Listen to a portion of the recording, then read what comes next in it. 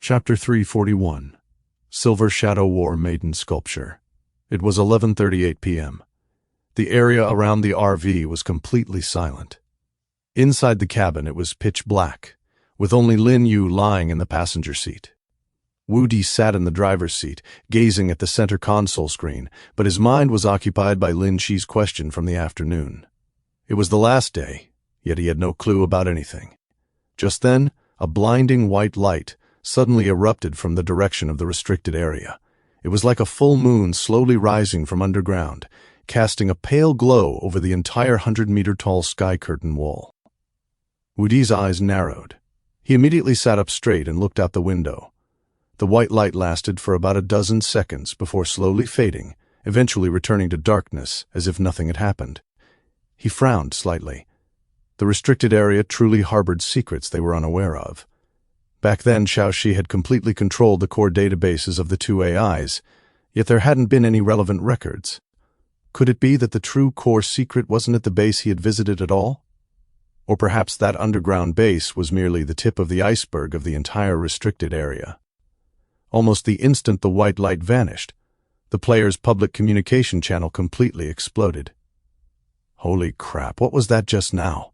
The south side suddenly lit up. It was like daytime. Damn it, I'm 1,000 kilometers away and I could still see it. I saw it. White light coming from inside the city wall. What kind of crazy stuff are the natives up to now? Damn it.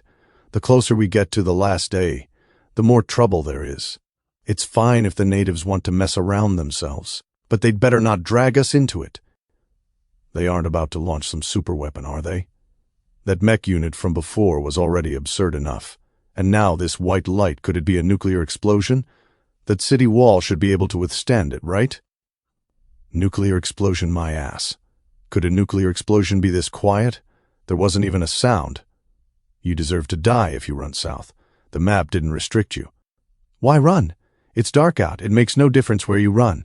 Anyway, it ends tomorrow. Just survive until then, and we're done. All sorts of speculations were flying around the communication channel, and the already tense atmosphere was thrown into further chaos by this sudden white light. Wu Di glanced at the channel for a moment before closing the interface. Speculation was meaningless. All he could do now was wait. Wait for dawn. Wait for the seventh-day crisis to arrive, and wait for the natives to reveal more flaws. Time ticked away second by second. The moment the clock struck midnight, his talent refreshed. Wu Di looked at Lin Yu. Usually, she would be waiting quietly at this time, but this time she had clearly fallen into a deep sleep. Wu Di stood up, walked over, and gently tapped Lin Yu on the shoulder. Lin Yu opened her eyes groggily and rubbed them, her voice raspy from just waking up. Big brother Wu Di? What's wrong? Get up and use your amplification talent. Oh, okay. Lin Yu woke up more than halfway in an instant and hurriedly sat up. She pointed her small hand gently at Wu Di. All done, big brother Wu Di? At this moment, Lin Yu had absolutely no intention of going back to sleep. She stared intently at Wu Di, then opened the vehicle attribute interface, scanning it back and forth to see what new surprise would appear today. Wu Di nodded, sat back in the driver's seat, took a deep breath, and sank his consciousness into his personal space, firmly locking onto the Head of the Imperial Army Soul. Ding! Select Head of the Imperial Army Soul as the main offering. No secondary offering? Yes. Ding! Talent used successfully. Item promoted to Tier 3. Obtained. Silver Shadow War Maiden Sculpture. Special item. The moment the system prompt ended, the head that had been in his personal space was gone, replaced by a humanoid sculpture radiating a faint, cold, silvery luster. With a thought, Wu Di took the sculpture directly out of his personal space. In his palm sat a palm-sized sculpture of a young girl. The sculpture was entirely silver, with clean, fluid lines that carried a cold, mechanical aesthetic. The girl's figure was slender and upright. Her long hair cascaded to her waist like frozen water, with natural curls at the ends. Her eye sockets were deep, dark black depressions with no sculpted eyeballs. She was dressed in a fitted short battle skirt, with straps wrapped around her forearms. She was barefoot, holding a miniature broken spear in one hand that rested diagonally on the ground, while her other hand was gently pressed against her chest. The sculpture's body was covered in fine, shallow cracks, and its edges emitted a very faint, cold blue glow. The base was engraved with dense patterns. It didn't rest completely in his palm, but hovered slightly half a foot away from Wudi's side, possessing a strange sense of rhythm. "Big brother Wudi, what is this?"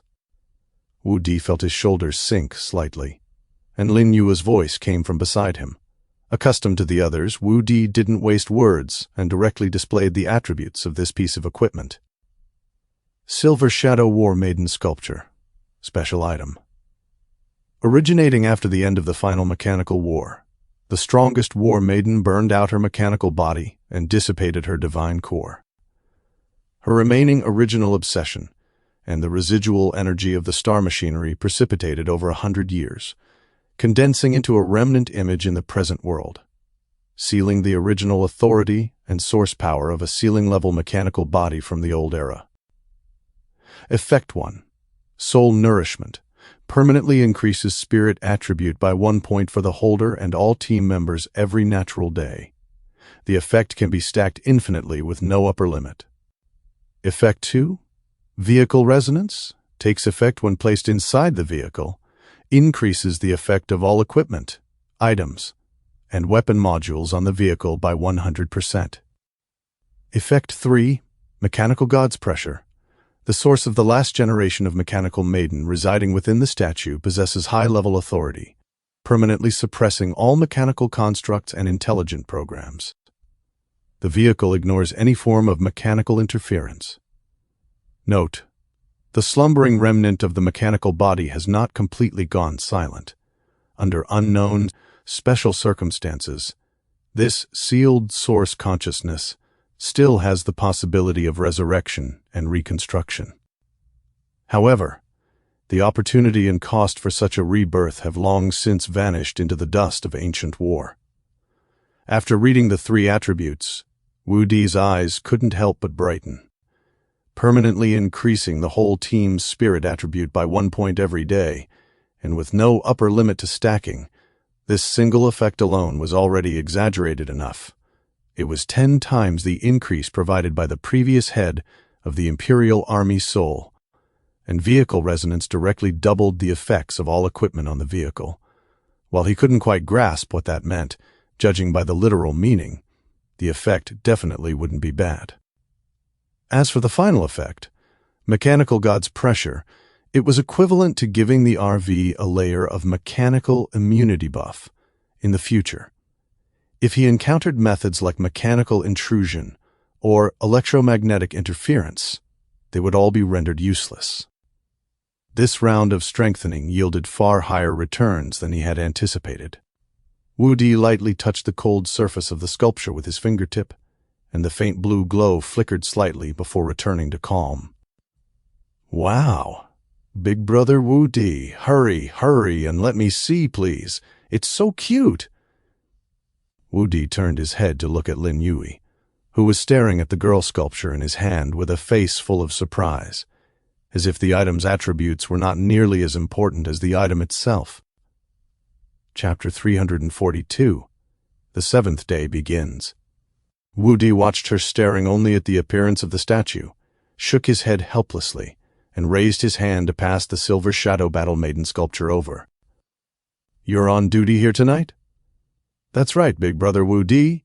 You go get some rest. I'll keep an eye on the situation outside and the communication channel."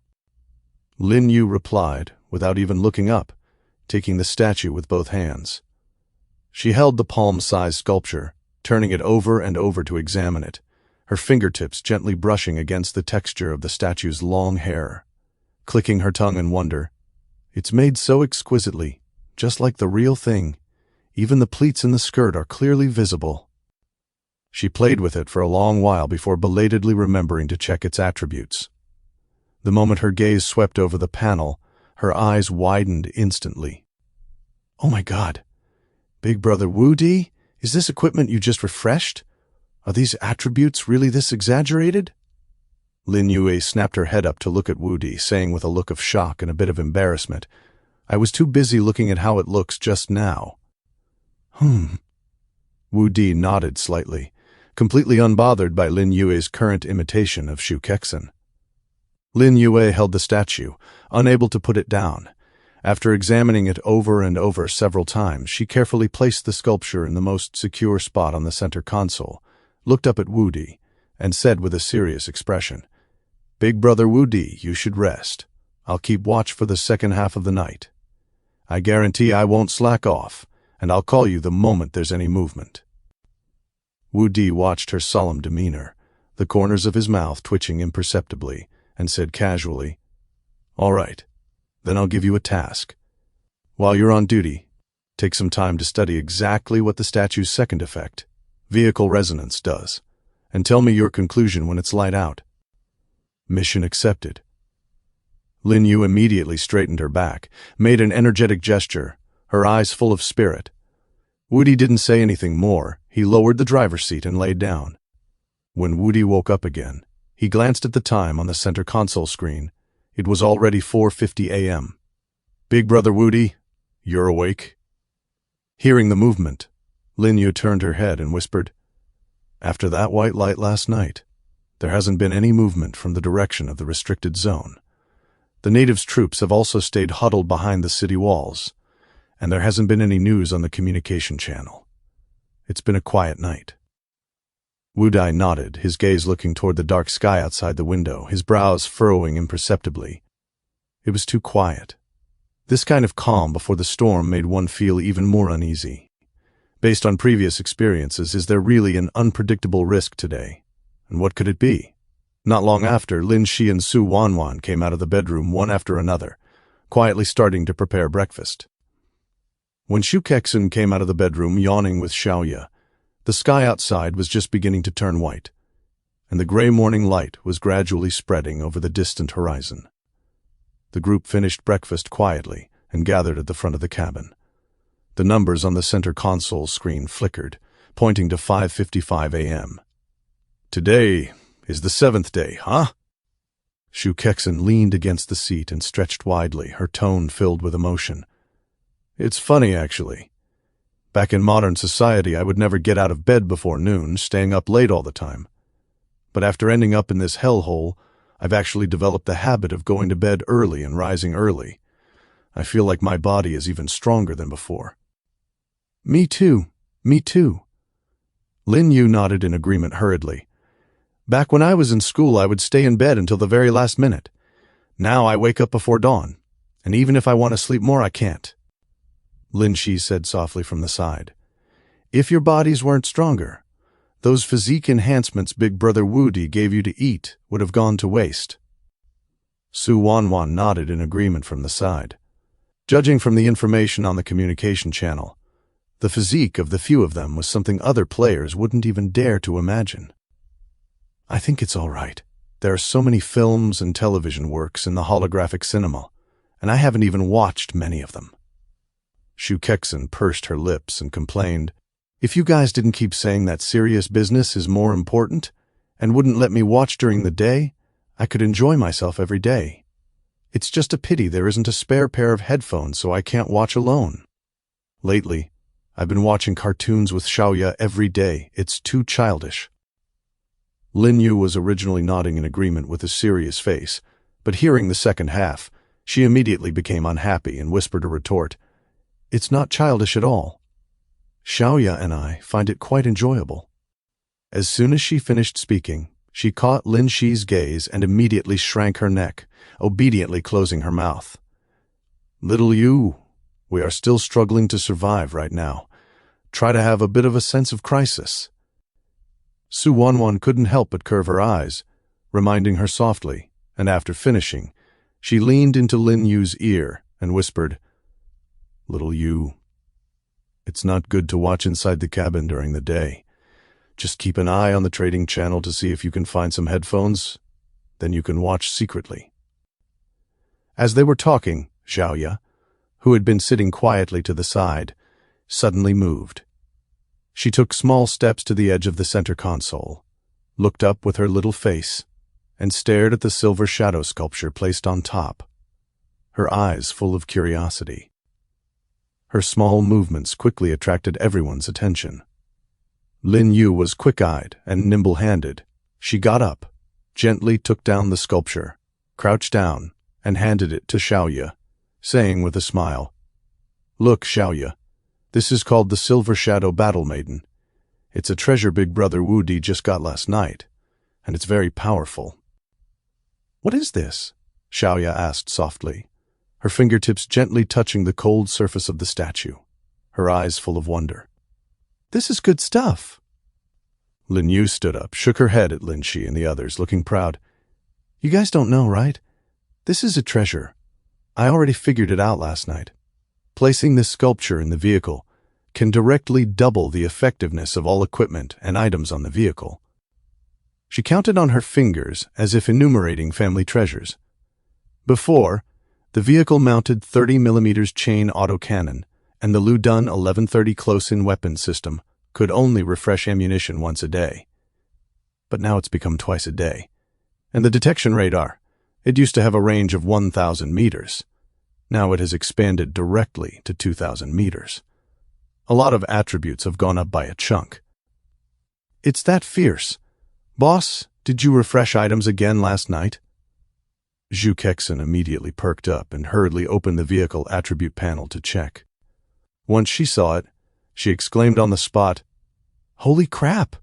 The RV's maximum speed has increased to 780 kilometers per hour? This speed is almost comparable to an airplane, right? Won't it fall apart if we drive that fast?" The cabin suddenly became lively. The group gathered around the attribute panel, discussing it all at once, and the originally somewhat heavy atmosphere was diluted quite a bit. After a few minutes of liveliness, Su Wanwan reopened the communication channel, scrolled through the latest messages, and her brows furrowed slightly. "Speaking of which, it's already this time today, but there's still no useful news in the channel. Everyone is just guessing blindly. No one knows what will actually happen today. There's no movement from the native side either."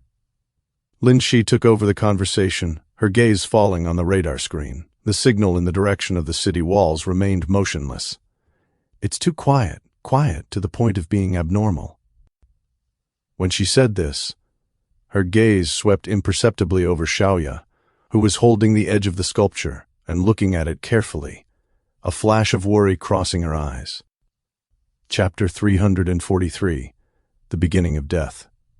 Just as Lin Shi finished speaking, Su Wanwan, who had been staring at the communication channel, suddenly paused her fingertips and looked up. "There's movement. Someone in the channel says that the main forces of the natives have moved, and they're all heading into the Forbidden Zone." "What?" Zhu Kexin immediately leaned in close to Wudi and said with a serious expression, "Boss, what do you think is in there that's worth them being so invested? Should we follow them too?" Lin Shi frowned slightly. The white light that appeared last night was strange, and today is the 7th day. I'm afraid the real crisis is closely tied to the Forbidden Zone. A lot of players can't sit still anymore. They're saying they want to follow them in to take a look. Lin Yu also clung to the screen, took a couple of glances, and turned to look at Wudi, her eyes filled with a hint of eagerness. "Big Brother Wudi, should we also follow them to join in the fun? Maybe there really is some treasure." After Lin Yui finished speaking, she exchanged a look with Zhu Kexin and laughed. Wudi opened the communication channel, and after looking for just a few seconds, he made a prompt decision. "Xiao Shi, stay concealed and follow them in to take a look." "Received, Commander?" The RV started up, slowly driving away from the hills and heading toward the gap in the sky curtain. "Are we just going straight in like this?" Su Wanwan was a little worried. "The natives can pinpoint our location. We just fought a battle yesterday. What if we run into them and clash again?" "Wanwan, looking at this setup, the natives have their minds completely filled with whatever is in the Forbidden Zone. How could they have the time to worry about us?" Zhu Kexin waved her hand with an indifferent look. "If they really wanted to make a move, they would have started fighting when we stopped here yesterday. I reckon they must have been beaten into submission." "We'll follow behind other player groups, not at the very front," Wudi said calmly. "Keep our distance, and if things don't look right, we retreat." Boss is still the craftiest, Shukekson immediately smiled. Letting others clear the mines in front while we watch the show from behind, it's a guaranteed win. In the communication channel, all kinds of messages scrolled rapidly. Holy crap, they really went in. A dense black mass of mechas and armored vehicles, all squeezing through the gap. What are they doing? Didn't the fight end yesterday? What good stuff could possibly be left? Who knows? Maybe there really is some ultimate treasure hidden inside. It's already the 7th day, so maybe the final reward is deep within the forbidden zone. Otherwise, why hasn't there been a single supply crate in this world? Reward my foot. Didn't you hear that noise last night? Maybe it's a dragon's den or a tiger's lair in there. I'm not going anyway. It's more important to honestly hide far away and save my life. Cowards! Wealth is found in danger. I'm already rushing south. Anyone who wants to watch the excitement, hurry up. Hearts wavered in the channel. Some shrank back, while others, harboring a stroke of luck, desperately gathered toward the sky curtain. The RV drove low-key into the gap, re-entering the area of the forbidden zone. Along the way, charred craters and twisted mecha wreckage left from yesterday's battle could still be seen, with the faint scent of gunpowder mixed with dust lingering in the air. Strange, what are they looking for? Spreading out so wide. Lin Yu leaned against the window, scrolling through the channel while whispering. Someone in the channel said that the natives have all scattered, searching all over the mountains and plains as if they're looking for something. It doesn't look like they're heading to that underground base. Wu Di did not answer. The entrance to the underground base was right ahead, but the search range of the natives was clearly much wider, far exceeding just that underground area. He had a faint guess in his heart that the white light that suddenly flared up last night might not have come from the bases of Chiwan and Chen Guang at all. Right at that moment, Su Wanwan suddenly spoke up. "Big Brother Wu Di, something happened outside. A lot of players are being attacked." Just as she finished speaking, the player communication channel completely exploded. Countless messages frantically spammed the screen, with every line filled with terror and panic. "Mechanical entities! There are mechanical entities everywhere. They're crawling out from underground. Help! My car is surrounded. So many mechanical wolves and giant spiders. How do we fight this? Can anyone come support me?" The West is completely finished. There was absolutely nothing wrong at first, but suddenly swarms of mechanical entities appeared, and only a few of our main force managed to escape. Where did these mechanical entities come from? Stop scaring people, all right? It's the 7th day, and I'm right near this city wall. Nothing has happened. I was still thinking about whether to go in, but hearing you guys say this is making me panic. Is this the fucking crisis of the 7th day? How is there absolutely no sign of it before? Run south! Run over there! The mechanical entities aren't heading toward the city wall. Quick! Wu Di looked at the player count in the top right corner of the communication channel. The online count was dropping frantically at a speed visible to the naked eye. From over 20,000 at the start, it plummeted to 18,000 in just a few minutes, and the number was still rapidly falling. Every tick represented the deaths of a large number of players. My goodness, they're dying way too fast. Shukekson swallowed hard. What on earth is going on outside? There's no movement on our end either. No! Lin Shi immediately realized, her gaze sweeping across the peaceful wasteland outside the vehicle. We are inside the forbidden zone, and nothing has appeared here. The players near the city wall also said they're fine. Only the players in the open areas outside are being attacked. So this crisis actually picks its locations? Zhu Kexen was stunned for a moment. The forbidden zone is actually safer? After a brief moment of shock, the interior of the vehicle gradually calmed down. Since the forbidden zone was temporarily safe, everyone stopped overthinking it.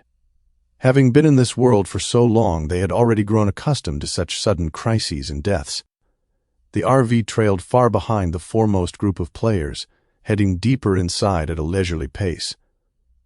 Xiao Yu, do you think those people ahead know we're following them? Also, how are they following the natives? Even we didn't dare to follow behind them, Shukekson said with great interest, propping up her chin and looking at several player vehicles on the center console screen.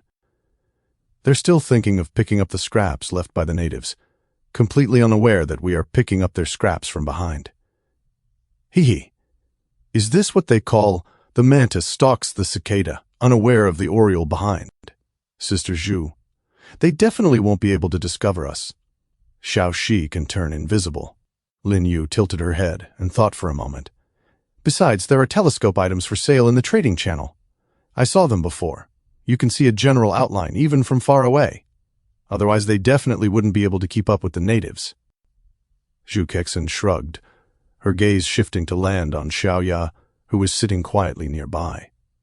The little girl's round eyes were wide open, looking at whoever was speaking, her small face filled with seriousness, like a well-behaved little dumpling listening to a class. Zhu Kexin's heart melted at the sight. She reached out and scooped Xiaoya into her arms, gently rubbing against the little girl's soft face.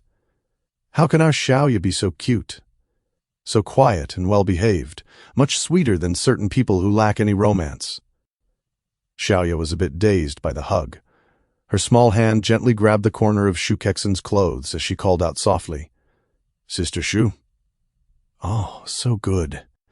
Zhu Kexin smiled so widely, her eyes curved like crescents, and she ruffled the little girl's hair again. Chapter 344. Giant Spaceship. Time slowly passed, and the journey remained peaceful.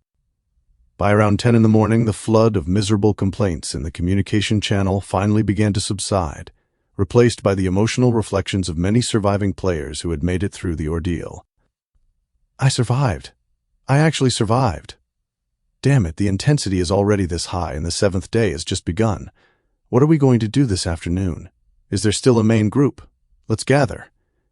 What are you thinking if you don't stick together at a time like this? What's the situation with you guys in the south? What on earth are those NPCs doing? Could they be the ones behind this? This is too terrifying. There are mechanical entities all over the ground. I almost didn't make it. Thankfully, I ran to the south. It's really safe near the city walls. The mechanical entities don't even dare to come close. So many people died. I just took a look, and there are only a little over 10,000 people left. Almost half of us died in less than half a day. That's what you get for being greedy. The natives gathering in the south is clearly the main storyline. Who else can you blame for dying if you didn't follow them? It's incredibly safe down here in the south. There's nothing at all. Just as everyone was sighing over the contents of the channel, new messages suddenly began to flood the screen frantically. Hey, hey, hey! There's movement from the natives again. They were scattered and searching everywhere just now, but now they've suddenly started gathering in the center. It looks like they've found something. The groups are all rushing in one direction, a massive, dense crowd. What is it? Are there any big shots nearby who can tell us? Did they find some treasure? Fuck, it's not going to be another wave, is it? The natives are perfectly fine, but we've suffered immensely. As soon as the news broke, the players who were still reflecting on their survival were instantly distracted and began inquiring about the situation deep inside the Forbidden Zone. Inside the carriage, the group exchanged glances, all of them observing the communication channel. Wudi's eyes darkened slightly. After searching for so long, had the natives finally discovered something? Just then, Xiaoya, who had been quietly leaning against the window, suddenly pointed ahead in the distance and whispered, "Big brother, big sisters, look, what is that?" Hearing her, everyone looked up at the same time, peering through the front windshield glass in the direction the little girl was pointing. At the end of the distant wasteland, the earth was trembling slightly, and clouds of dust soared into the sky, as if some colossal entity was breaking free from the shackles of the earth. In the next second, a giant creation with a dark silver metallic luster slowly emerged from the curtain of dust, gradually rising into the midair. Once the view cleared, a massive creation consisting of a giant disc with a slender spindle-shaped main shaft embedded in the middle appeared in everyone's line of sight. What? What is that? Sister, did you see that? Lin Yu's eyes widened and she muttered subconsciously. Zhu Kexin was also stunned in place. She opened her mouth, and it took her a long while to squeeze out, "Could this be an alien spaceship? Isn't this a bit too big? Boss, do you have confidence against this?" Wudi did not speak. only staring with a solemn expression at the colossal object in the distance. Seen from afar, the surface of this spaceship-like object was covered with dense, honeycomb-like holes, and crisscrossing sunken patterns crawled all over its outer shell. Its volume was so massive that even from an unknown distance, one could clearly feel a suffocating sense of oppression that blotted out the sky. It was as if an entire mountain had been uprooted and was suspended steadily in the sky, casting massive shadows over the wasteland. Just as Shu Kexen finished speaking, the patterns on the spaceship's surface suddenly lit up. Dazzling white light rapidly spread along the lines, covering the entire surface in the blink of an eye. Even in the bright daylight, this light was so brilliant that it was hard to look at directly. Pure and radiant, identical to the white light that had flashed across the sky last night, only its scale and intensity far exceeded last night's by several times. The dazzling white light poured down, coating the entire wasteland in a layer of translucent white halo, causing everyone in the carriage to subconsciously squint their eyes. Wu-Di squinted into the distance, frowning slightly as he immediately spoke. "Xiao Shi, detect this white light. Does it have any effect on us?" "Commander, no offensive or radioactive hazards have been detected. It has no effect on human bodies or vehicles." Just as Xiao Shi finished speaking, at the very moment the white light reached its peak, the dense swarm of silver-gray mechas in the distance took to the air simultaneously. Like a swarm of steel hornets, they flew rapidly toward the giant spaceship.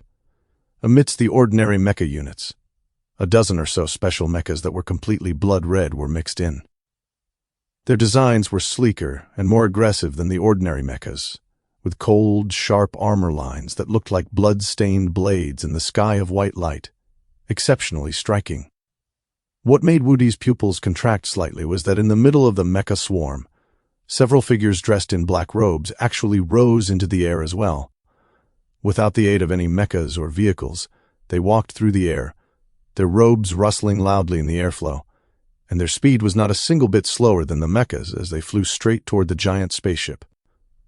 Wu-Di's gaze darkened completely. It was no surprise that the white light last night had been emitted by this thing. Was this the true core of what the natives were willing to defend the Forbidden Zone and search frantically for at all costs? Those special blood-red mechas and those black-robed figures who could fly through the air, were they the trump cards they had hidden until the very end? If so, what were Chiwan and Chen Guang beneath the ground before? And what was this spaceship used for? My God, those people can actually fly. Shu Kexen watched, dumbfounded, and couldn't help but tug at Lin Yue's arm beside her. "Xiao Ye, did you see that? Those black-robed people didn't use mechas. They flew up on their own. There's actually this kind of superpower in this world." "I saw it too, Sister Zhu."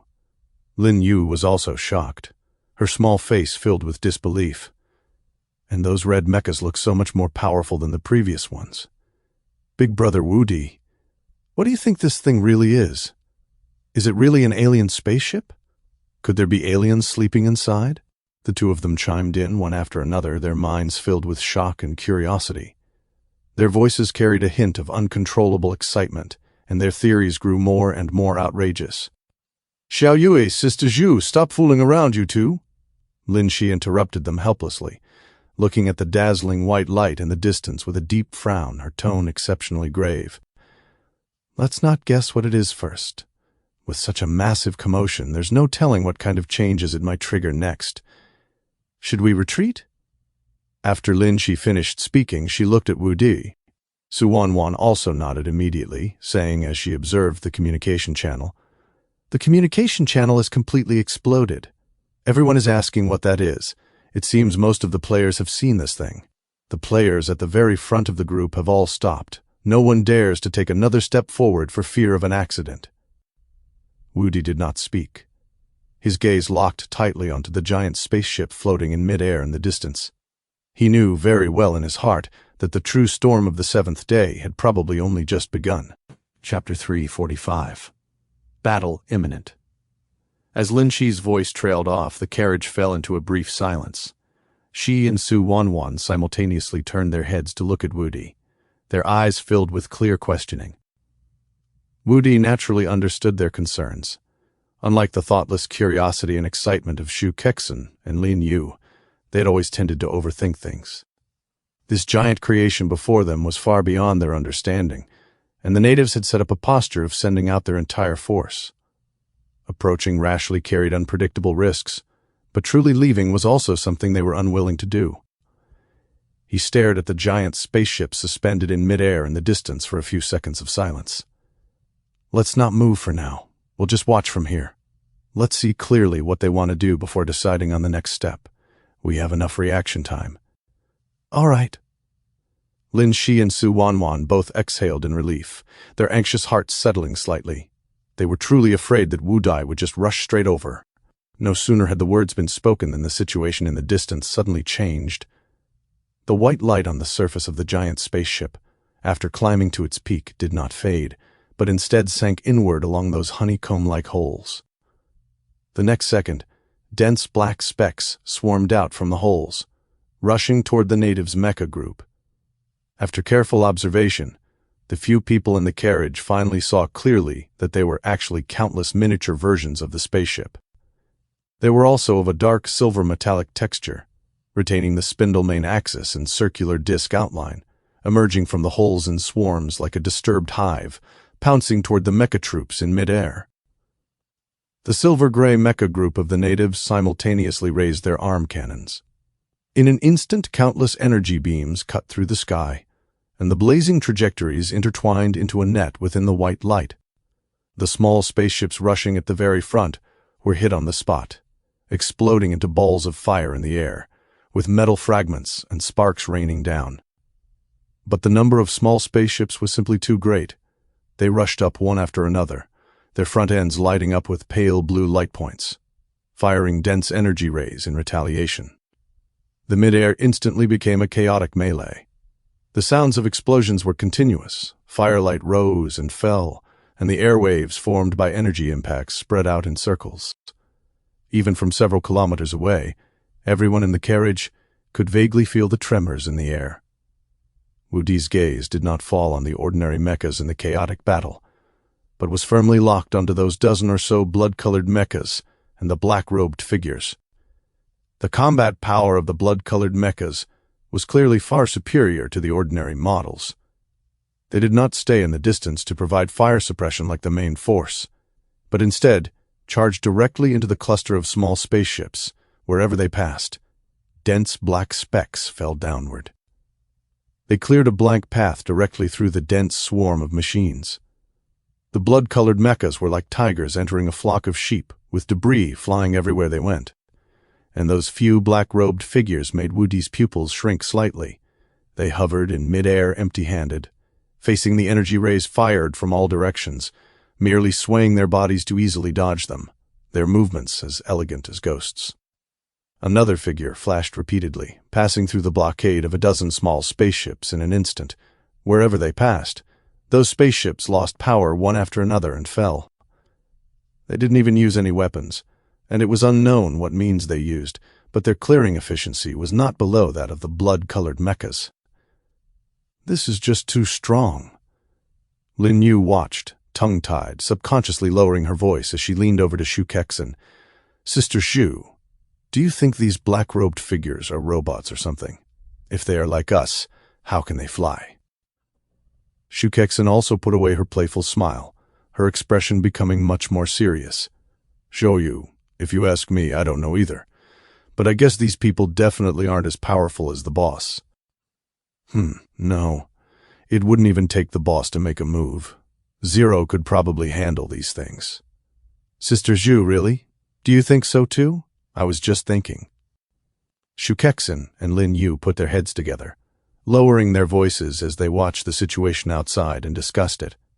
Although they couldn't see the details of the battle clearly, the energy beams and explosions in the air, as well as the constantly falling small spaceships, were exceptionally clear in such an environment.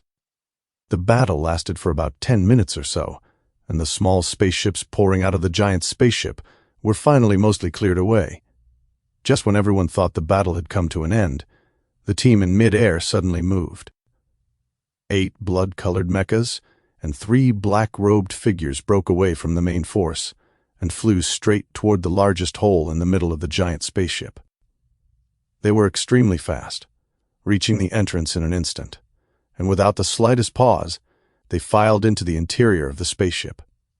The remaining blood-colored mechas and ordinary mechas stayed on the periphery of the spaceship, spreading out in a ring, firmly guarding all the hole entrances, clearly acting as an outer perimeter guard. They went in. They really went in. Shukexin straightened up all at once, her eyes shining as she said loudly, "Boss, look, there must be good things inside. Otherwise they wouldn't be risking their lives like this." "That's right, Big Brother Wudi," Lin Yu echoed, her tone full of eagerness. "Don't we have Xuanjia warriors? Send a few in to check out the situation. What if we manage to snag something?" Wudi did not answer. It wasn't that he didn't have this thought in his heart. To him, the Xuanjia warriors were essentially consumables, even if there were no gains. Losing a few was of no consequence to him. But he didn't dare to gamble. The strength displayed by the blood-colored mechas and the black-robed figures just now made him hesitant. Although they were quite far away, and he couldn't see very clearly, the current situation was unclear. Once the Xuanjia warriors approached the spaceship, they would definitely be discovered by the natives.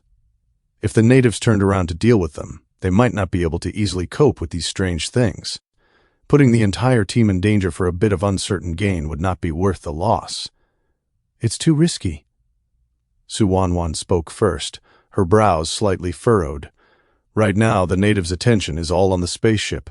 If we make any move, it's very easy for us to be targeted." "That's right." Lin Shi also nodded in agreement, turning to look at Lin Yu, her tone carrying a hint of seriousness. "Zhao Yu, don't just get hot-headed when you see something without weighing the gap between the two sides. If you really go up there, let alone getting things, whether you can leave alive is another question." Being scolded by her sister in public, Lin Yu's cheeks flushed red. She stuck out her tongue and obediently shrank her neck, not daring to speak anymore. Shu Kexin also sheepishly rubbed her nose. She had been excited for a moment and hadn't thought much. But now that she had calmed down, she knew this matter wasn't reliable, and she didn't dare to say anything more either. After the two exchanged a glance, they both looked out the window again, no longer speaking.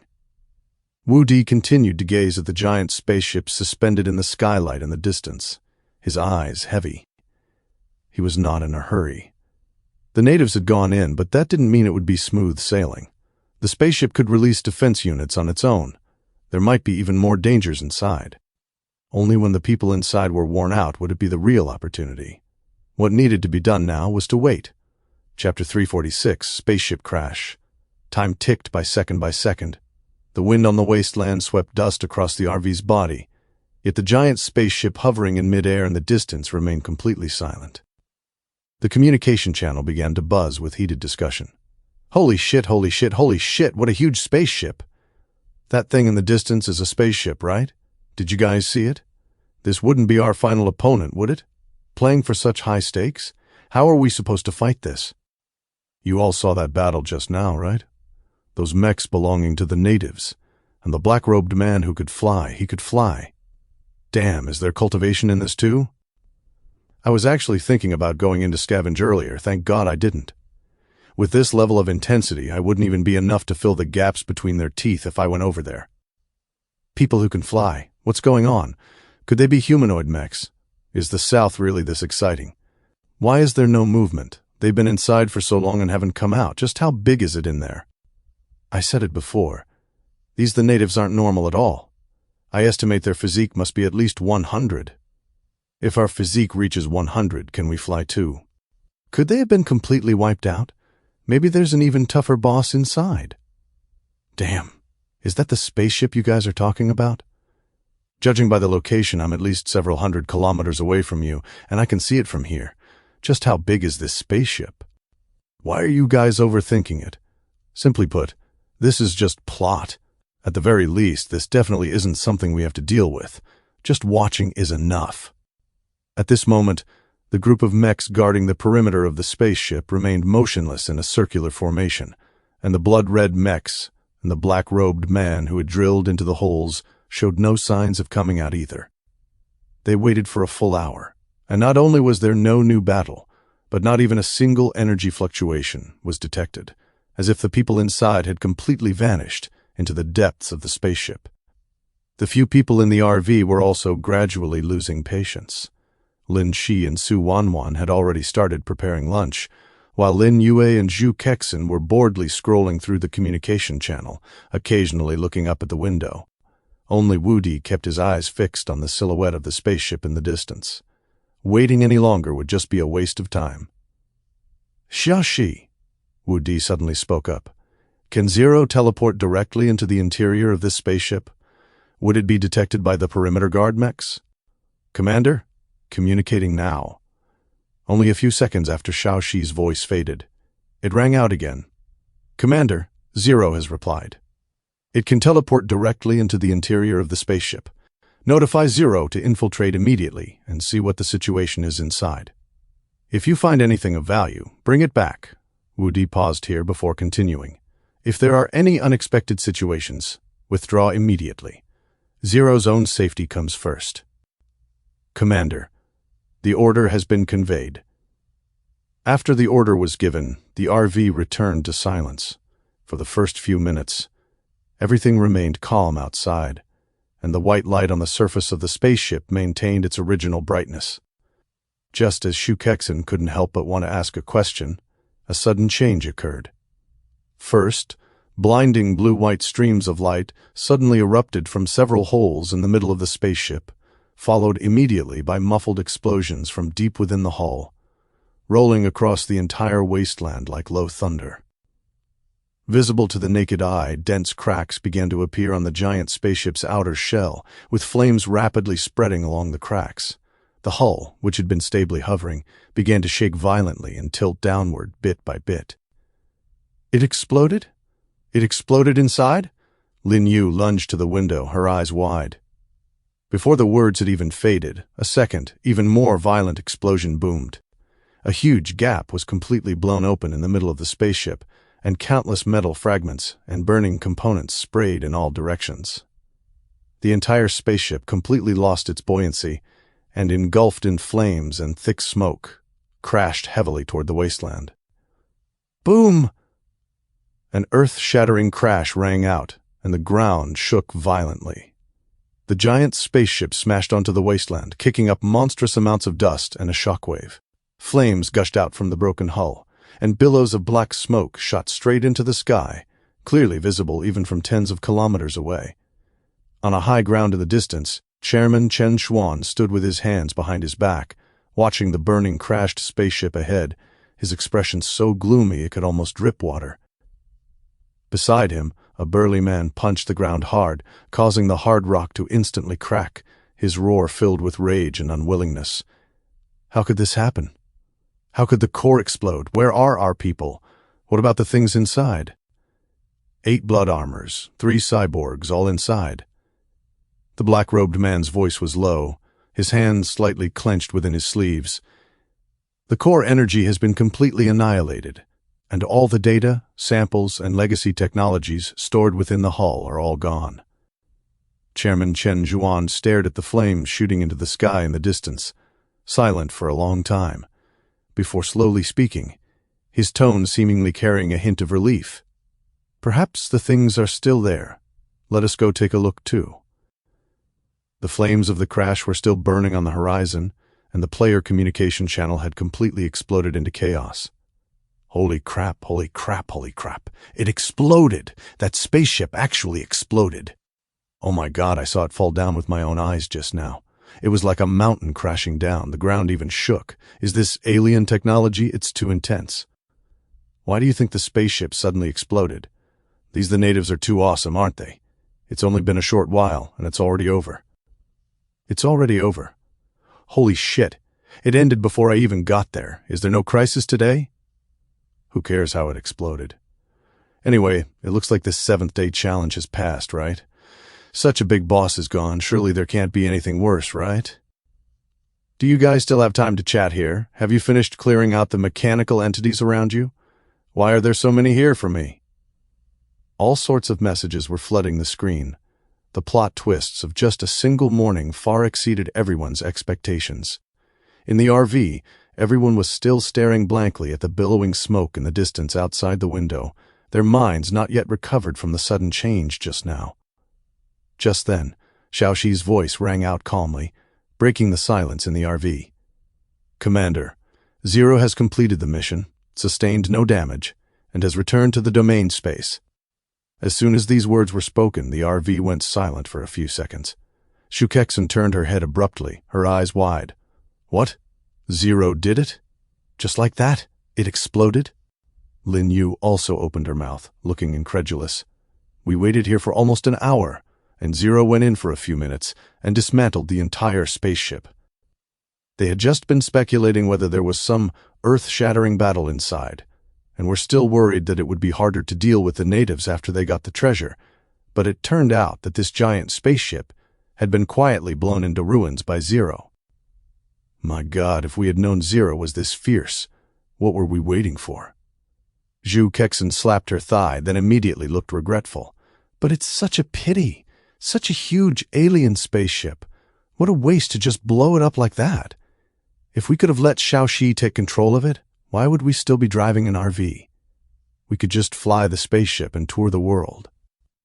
Chapter 347, The Hunt. "Wow, Sister Shu." Lin Yu immediately nodded along, her eyes filled with imagination.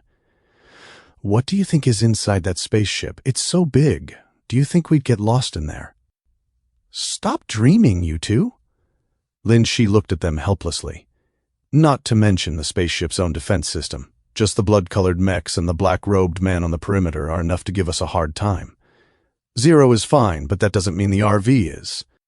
Su Wanwan also softly chimed in. "It's good that it was destroyed. Leaving such an unknown giant construct behind would always be a hidden danger.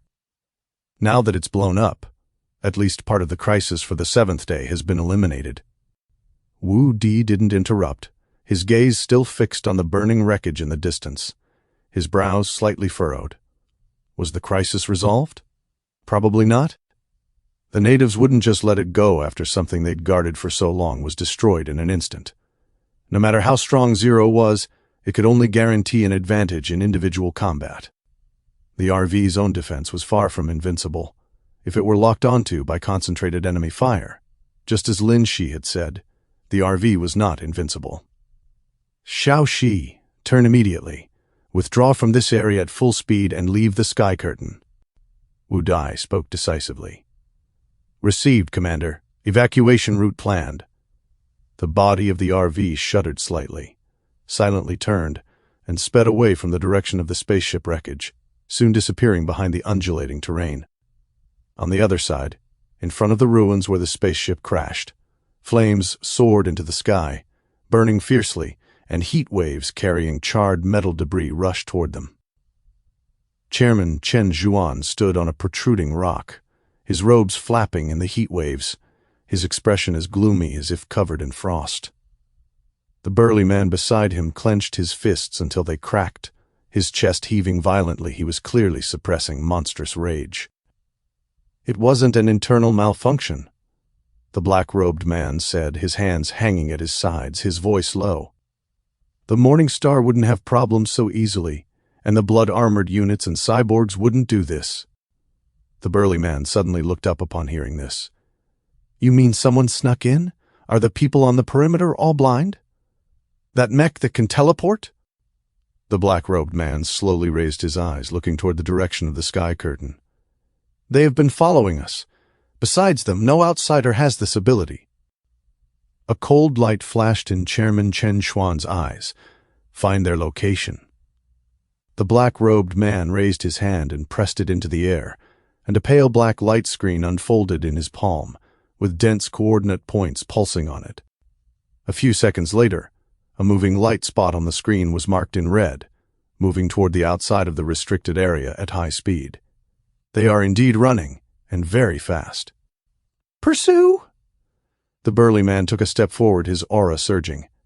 "I'll take a squad of blood-armored units and chase them down, crushing them and their vehicle into pieces." "Wait." Chairman Chen Zhuan raised a hand to stop him, his tone cold. "The other party dared to make a move, so they must have the confidence to escape. Do you have the confidence to deal with that giant mech?"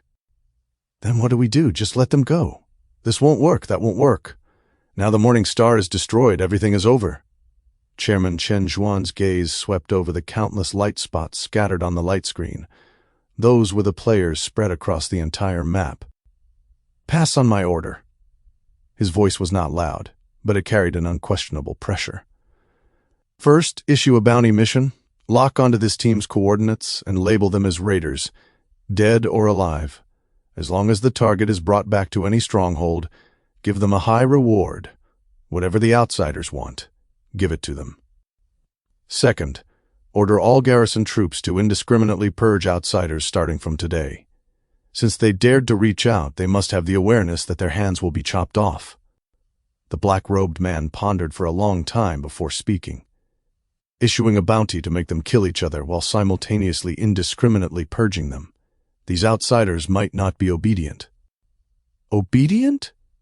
Chairman Chen Zhuan sneered, his eyes cold.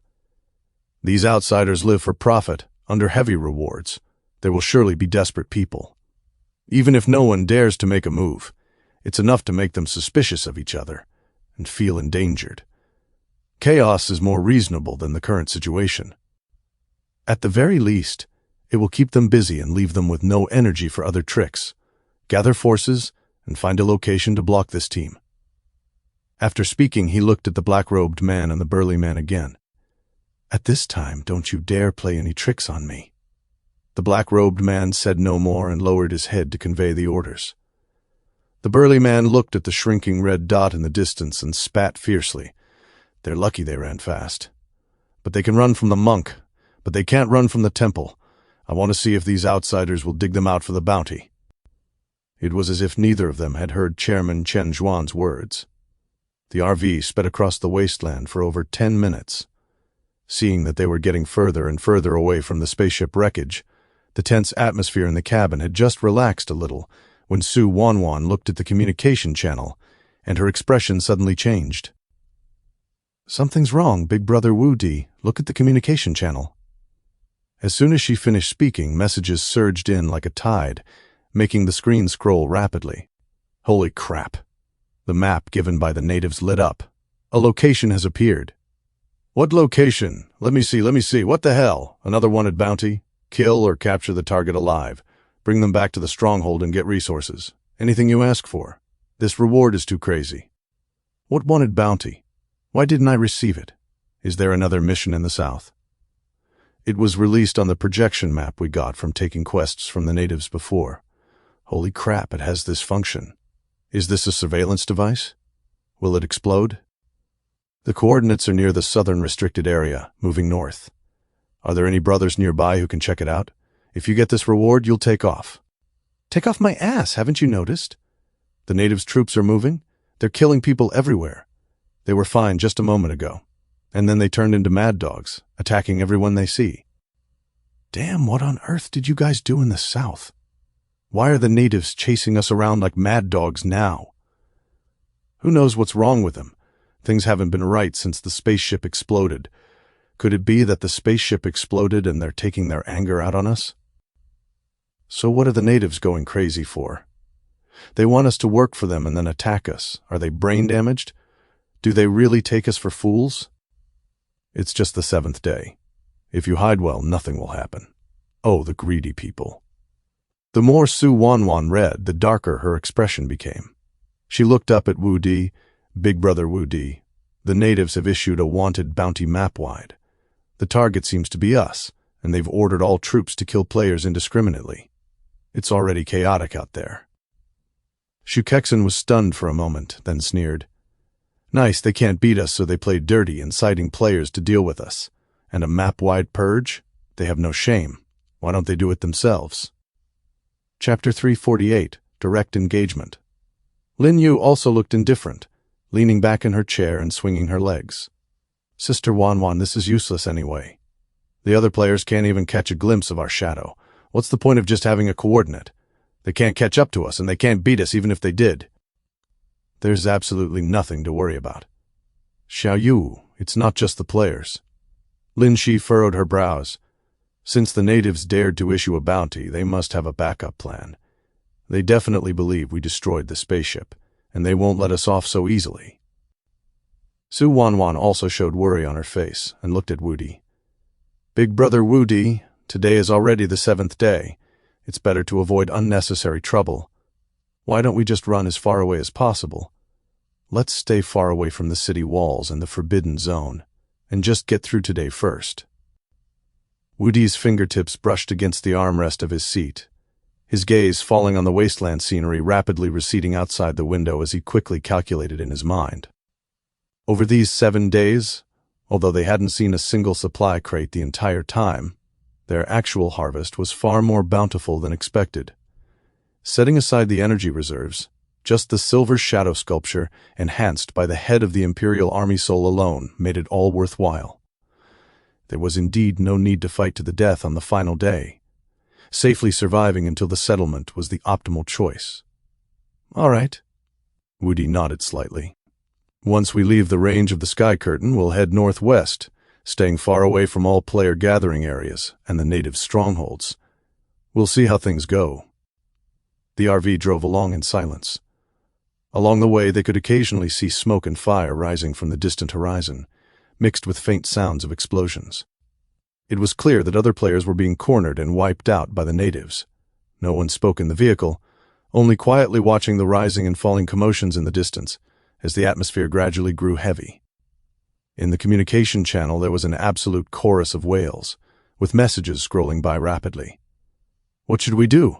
The natives' convoys are everywhere, we can't even run. It's all up to fate now, everyone. If we get found, we're done for. This bunch of natives doesn't listen to reason at all.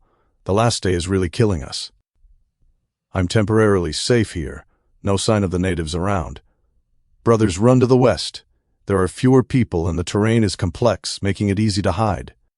The bounty coordinates are still moving, but the speed is a bit too fast. No wonder the natives aren't going themselves and are sending us to our deaths instead.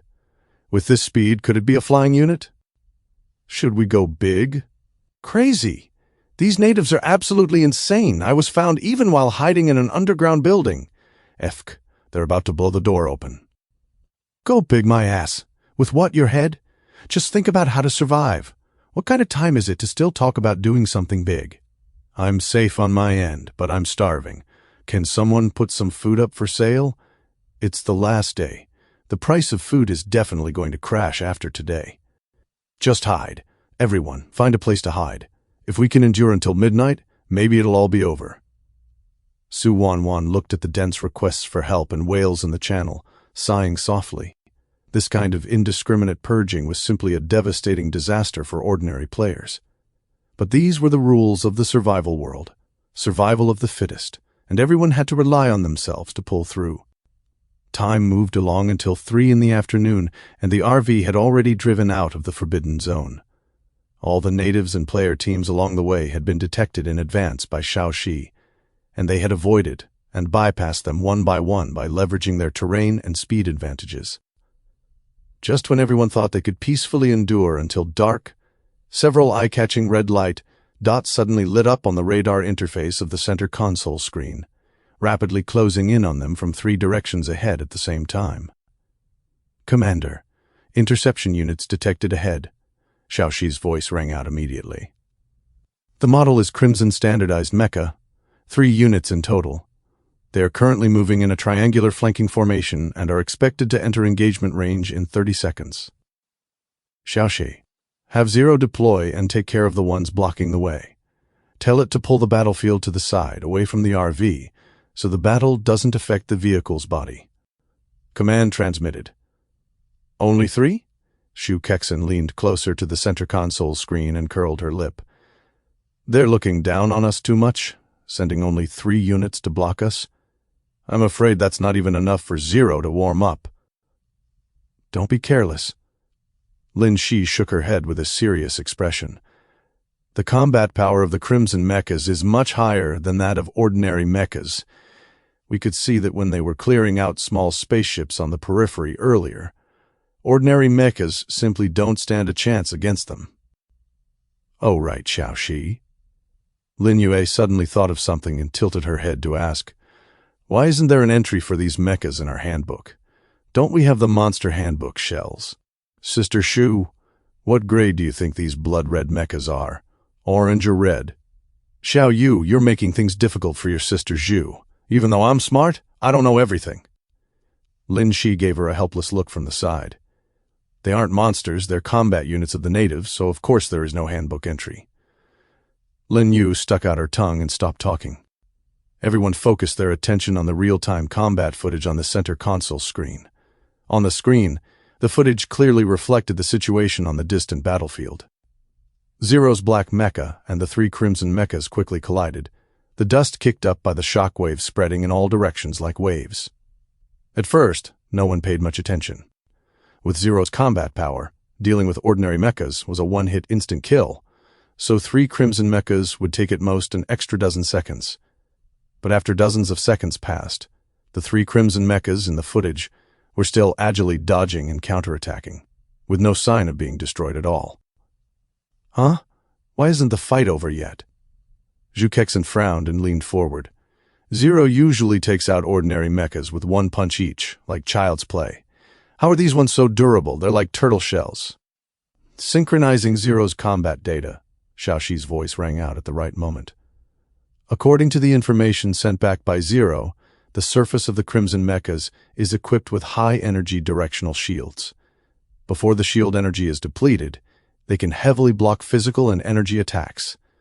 Zero is currently continuously wearing down the opponent's shield energy and cannot destroy them in a short period of time. Wudi's brow furrowed slightly. Energy shields? No wonder they could rampage through the fleet of small spaceships earlier. Warning! Xiaoxi's tone suddenly grew heavy. A large number of high-speed flying units have been detected approaching from the rear and sides. The count is 12, and all models are crimson mechas. At the same time, 3 high-energy life-form signals matching the previous black-robed men's signatures have been detected. They are expected to arrive at the battlefield in 30 seconds. As her words fell on the radar interface of the center console screen, over a dozen red light dots like a tightening net were rapidly converging on their position from all directions at an incredible speed. The atmosphere inside the vehicle instantly tightened to the absolute limit. 12 crimson mechas, plus 3 black-robed men capable of flying through the air. This was no longer a simple interception or probe. They had clearly set up a dragnet to keep them here permanently. The ease on Zhu Kexin's face vanished completely. She subconsciously swallowed hard and looked at Wudi, her tone carrying a hint of nervousness. Boss, this is a pretty huge lineup. You can handle this, right? Chapter 349, The Final Battle. Big brother Wudi, what do we do now? Lin Yu was also panicking, gripping the armrests of her seat tightly, her voice trembling slightly. Wudi stared at the red dots rapidly closing in on the screen. The enemy was clearly prepared. They had first sent 3 crimson mechas to pin them down from the front, then deployed their main force to flank them from behind. Their plan was to stall them and wipe them out in one fell swoop. Since the enemy wanted to play hardball, there was no need to hold back anymore. Xiaoxi, transmit orders to Zero. Wudi's voice was steady, yet carried an unquestionable decisiveness. Activate all Xuanja warrior combat units. Regardless of casualties, block all crimson mechas and black-robed men head-on. Since they have shields, we'll use sheer numbers to blow them to pieces.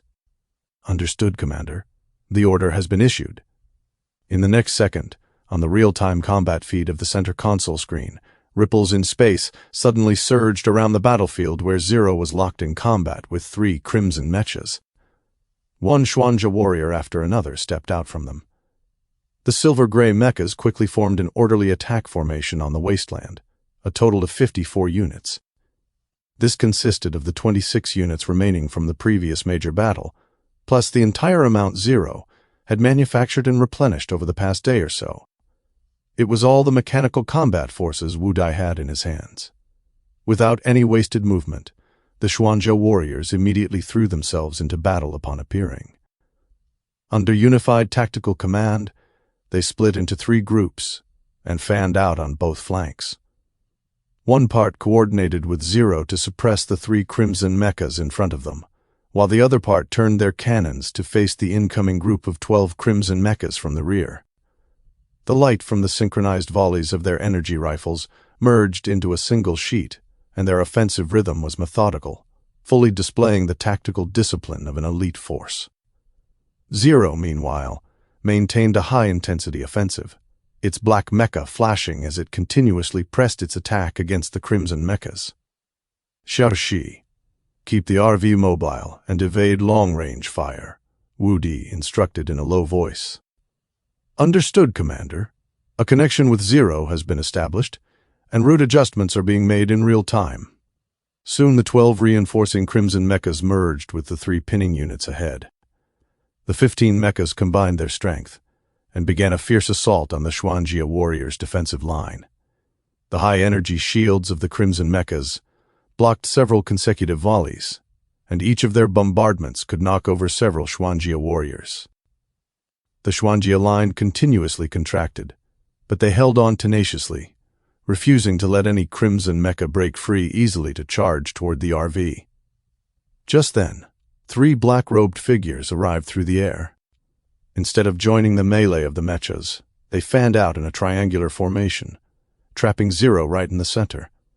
Faint waves of black energy surged around their bodies, their presence locking onto Zero, clearly intending to eliminate this greatest threat first. The hearts of everyone in the carriage instantly leaped into their throats. What are they trying to do? 3 against 1? Do they have some ultimate move? Xu Kexin's eyes widened as she stared intently at the screen. Can they actually beat Zero? No way, right? Big brother Wu Di, Zero should be fine, right? Lin Yu's voice was also tight with tension. They couldn't actually have a way to deal with Zero, could they? Lin Shi and Su Wanwan also watched the situation on the screen nervously. This was the very first time they had encountered such a situation. Just as her voice fell, Zero on the screen suddenly moved. Without any probing, the space around the black mecha instantly warped. With its first flash, it appeared directly behind the black-robed man on the left, throwing a punch at close range. Then came the second and third flashes. 3 mists of blood exploded in midair almost simultaneously. The 3 black-robed men didn't even have time to scream before they, along with their robes, were ground into a shower of blood by Zero's fists. In less than 2 seconds, the encirclement completely dissolved. The carriage instantly fell silent for a second. Holy crap, that's it. Xu Kexin was the first to react, letting out a snort and laughing. Putting on such a show for so long, I thought they were going to be super powerful. 2-second wonders? Turns out they just came out to show off. Lin Yue also breathed a sigh of relief, patting her chest. Scared me to death. I thought they were going to be so strong. Zero is still the most reliable. In the brief gap while the two were speaking, a breach suddenly appeared on the battlefield. A crimson mecha, using its companions as cover, forcefully broke through the Xuanjia warriors' blockade. With its engines at full throttle, it charged madly toward the RV. Commander, a crimson mecha has broken through the defensive line, activating the rooftop close-in defense system now. Before Xiao Shi could finish speaking, the Lu Dun 1130 close-in weapon system and the 30mm chain autocannon on the roof of the RV raised their barrels simultaneously. In the next second, dense tongues of fire erupted. A metal storm of artillery shells wove into an impenetrable barrage in the air, sweeping directly toward the incoming crimson mecha. A series of clanging impacts rang out as dense ripples instantly spread across the crimson mecha's shield. It tried to veer off to evade, but the barrage clung to it like a shadow. Its frame immediately faltered, and its speed dropped sharply. Before it could make another move, a tall black figure, Zero, appeared out of thin air beside it. With a dull thud, the crimson mecha completely lost power and crashed heavily onto the wasteland. On the main battlefield, the slaughter had reached a fever pitch. The shields of the crimson mechas were indeed formidable. The energy cannons of the Xuanjia warriors could only create ripples upon striking them. Conversely, the firepower and melee capabilities of the crimson mechas were far superior to those of the Xuanjia warriors. Every precise volley they fired could directly destroy a Xuanjia warrior. Mechas continuously exploded into fireballs on the battlefield, sending metal fragments flying in all directions. Silver-gray figures fell in droves, their numbers rapidly dwindling, from 54 to 40, then to 30. losing nearly half their forces in just a few minutes. But with Zero roaming and drawing attention, the pressure on the Xuanjia warriors was instantly alleviated. Zero was like a black specter, constantly flashing across various parts of the battlefield. Under Xiaoxi's control, the RV remained on the edge of the battlefield, maintaining a safe distance while keeping the enemy within detection range. From tactical maneuvering to firepower distribution, the entire battle was managed autonomously by the two artificial intelligences, Xiaoxi and Zero, operating as precisely as interlocking gears. After another 10 minutes of fierce fighting, with the final Crimson Mecha destroyed by Zero, there were finally no standing enemy combat units left on the battlefield. On the center console screen, the red light dots representing the enemy were completely extinguished. The tense atmosphere in the carriage suddenly relaxed. Everyone subconsciously breathed a sigh of relief, their backs already drenched in cold sweat. "Commander, all 15 Crimson standardized mechas have been destroyed, and the 3 high-energy lifeform targets are confirmed killed. A total of 54 of our Xuanjia warriors participated in the battle. 8 survived, and the other 46 were completely destroyed." Just as the battle ended, Xiaoxi's voice rang out immediately. Chapter 350, The Final Trump Card. On the high ground, Chairman Chen Zhuan and the other two stood atop a rocky peak. On the black light screen floating before them, the light dots representing the Crimson Mechas and the cyborgs were extinguishing one by one, eventually falling completely silent. The screen finally froze on the wasteland battlefield, where all 15 Crimson Mechas had been reduced to wreckage, and not even a complete bone remained of the 3 black-robed cyborgs. "Impossible!" The black-robed man's voice trembled, his hands clenched tightly inside his sleeves. Those were cyborgs specifically designed to counter mechanical units, naturally countering all intelligent mechanical units. How could they have absolutely no effect on that black mecha? They couldn't even delay it for half a second. The muscular man's knuckles cracked as he clenched his fists. The rage on his face had vanished, replaced by a heavy solemnity. If even the Crimson Mechas and cyborgs couldn't stop them, what's the difference between sending the remaining ordinary troops and sending lambs to the slaughter? Where on earth did this black mecha come from? Not to mention its space leap capability, it's even immune to psionic interference. Its core authority level is ridiculously high, the black-robed man said in a deep voice. The cyborg psionic erosion hit it like a stone sinking into the ocean. This doesn't look like technology from our epoch. "Isn't that obvious? I've never even heard of space leap technology." The muscular man frowned. "Even in the data from the Forbidden Zone, I'm certain there is no such thing." Speaking of this, the muscular man's expression turned strange. "If we obtain it, does that mean we won't need the thing inside the Morning Star at all?" Chairman Chen Zhuan's face was so gloomy it looked like it could drip water. His eyes stared intently at the moving dot on the light screen representing Wu Dai's group, his voice as cold as ice. "According to the information we pried from the outsiders' mouths earlier, these people do not belong to this world. Today is the 7th day. Once night falls, they will disappear completely, leaving no trace behind." This sounds absurd, but their very appearance defies common sense. He slowly turned his head to look at the two beside him. "If we can't keep them here today, we'll never have the chance to settle the score for destroying the Morning Star, and the things inside will never be recovered. We've reached this point, so stop holding back, you two." Chairman Chen Xuan's gaze swept across their flickering expressions, his tone flat, but carrying an unquestionable pressure. "It was fine to guard against each other and keep our trump cards hidden before, but if we don't act now, we'll never get another chance. Even if you want to obtain this mecha, we have to take it down first, don't we?" The air fell silent for a few seconds. The muscular man was the first to let out a breath. The brashness on his face completely faded, and his eyes grew sharp and deep. "Fine. I can use the Abyssal Melt Heavy Cannon. That's my ultimate trump card. An ultra-long-range aerial strike that can destroy everything in a single blast, but it takes 3 minutes to charge. Once aimed and locked, the attack takes only 1 second to land. However, that black mecha has space teleportation capabilities, so there's no way to catch it, You two must help me hold it down.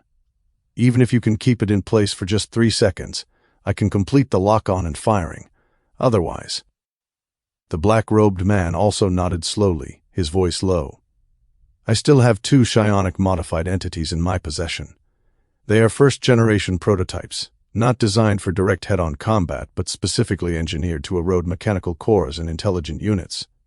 However, they must get close to be effective, which also requires someone to draw the enemy's attention. Otherwise, they'll be torn to shreds before they can even get near." Chairman Chen Xuan nodded slightly, his gaze falling back onto the rapidly moving dot on the light screen. "Good. This time I will deploy the Crimson Steel Fang Wolf to handle the frontal assault." On the other side, the RV on the wasteland was retreating at high speed. As soon as the battle ended, Wu Di issued an order. "Xiao Shi, notify Zero to gather and recycle all the wreckage of the Crimson Mechas."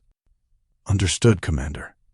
"Zero has begun recycling the battlefield wreckage and is currently gathering all components." Wu Di's eyes fell upon the scattered mecha wreckage on the screen as he calculated silently. The shield systems and special materials of these Crimson Mechas were quite valuable. He wondered if the Xuanjia warriors created using these materials would be different, although the Xuanjia warriors made from different materials collected previously had all been the same. Just then, Xiao Shi's tone suddenly changed. "Warning. Zero has sent back a message. An ultra-high energy reaction source has been detected directly ahead, approaching us at an extremely high speed." "Again?" Xu Kexin immediately frowned. "Our vehicle is at full speed, and they can still catch up. So they were just acting before? They hit it way too deep. We didn't even do much to them. Is this really necessary?" "Sister Xu, we blew up their spaceship." Lin Yu also clicked her tongue. "But they seem to be like the Calabash brothers saving their grandpa, coming at us one by one. The natives are so silly." "Big Brother Wu Di, something is wrong. They clearly know they can't win, yet they keep coming," Lin Shi said worriedly. "Now even the Xuanjia warriors are gone. Can Zero hold them off? What if they attack the RV?" Su Wanwan also said with a face full of worry. "Commander, signals of a large mechanical unit and 2 life forms have been detected. All have entered our detection range. The real-time footage has been synchronized to the center console screen." Xiao Shi's voice rang out again. The group immediately looked at the center console screen. In the footage, dust billowed on the horizon of the wasteland as a massive beast-type mechanical entity swept forward at a low altitude. Its outline resembled a giant wolf, its entire body covered in dark reddish-brown armor with dark red patterns running across its surface, and its limbs were thick and heavy. A row of sharp spinal spikes grew along its back, flashing with a scorching red light. Its head lacked conventional facial features, having only a vertically split mouth cavity where a blinding flow of light surged inside. In the next second, space rippled, and Zero's black mecha appeared out of thin air directly in front of its path, hovering steadily in midair. In comparison, Zero's 12-meter height was nearly a head shorter than the opponent. And on both sides of this beast-type mechanical entity, 2 other figures followed closely behind, also flying at a low altitude. Those were 2 humanoids about 3 meters tall, their entire bodies covered in matte black exoskeletons, with winding, eerie blue energy conduits embedded in their surfaces.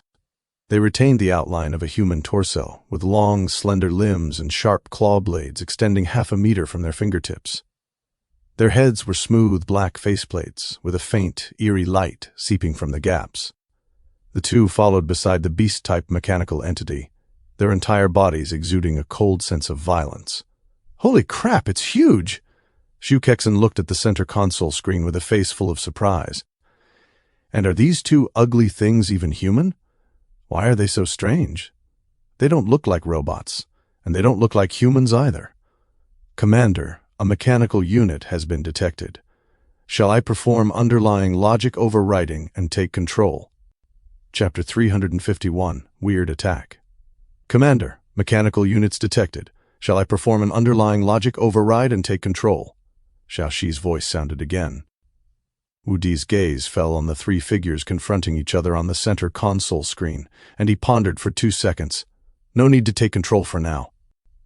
After a pause, he added, Xiaoxi, monitor the whole process. Once they show any tendency to attack the RV, immediately initiate the takeover procedure and coordinate with Zero to counterattack. Safety first. In reality, Wu Di had other calculations in mind at this moment. Since Zero was unlocked, every battle it had participated in ended in an overwhelming victory, whether it was the mechanical beast hordes or the Crimson Mecha. None had been able to force it to its limit. He still could not gauge the true combat limit of this mecha. And right now, this beast-type mechanical entity combined with the two specially modified units might be a good litmus test. This way at least he would have a better idea when encountering enemies in the future. Of course, testing was one thing, but he would never risk the safety of everyone in the RV.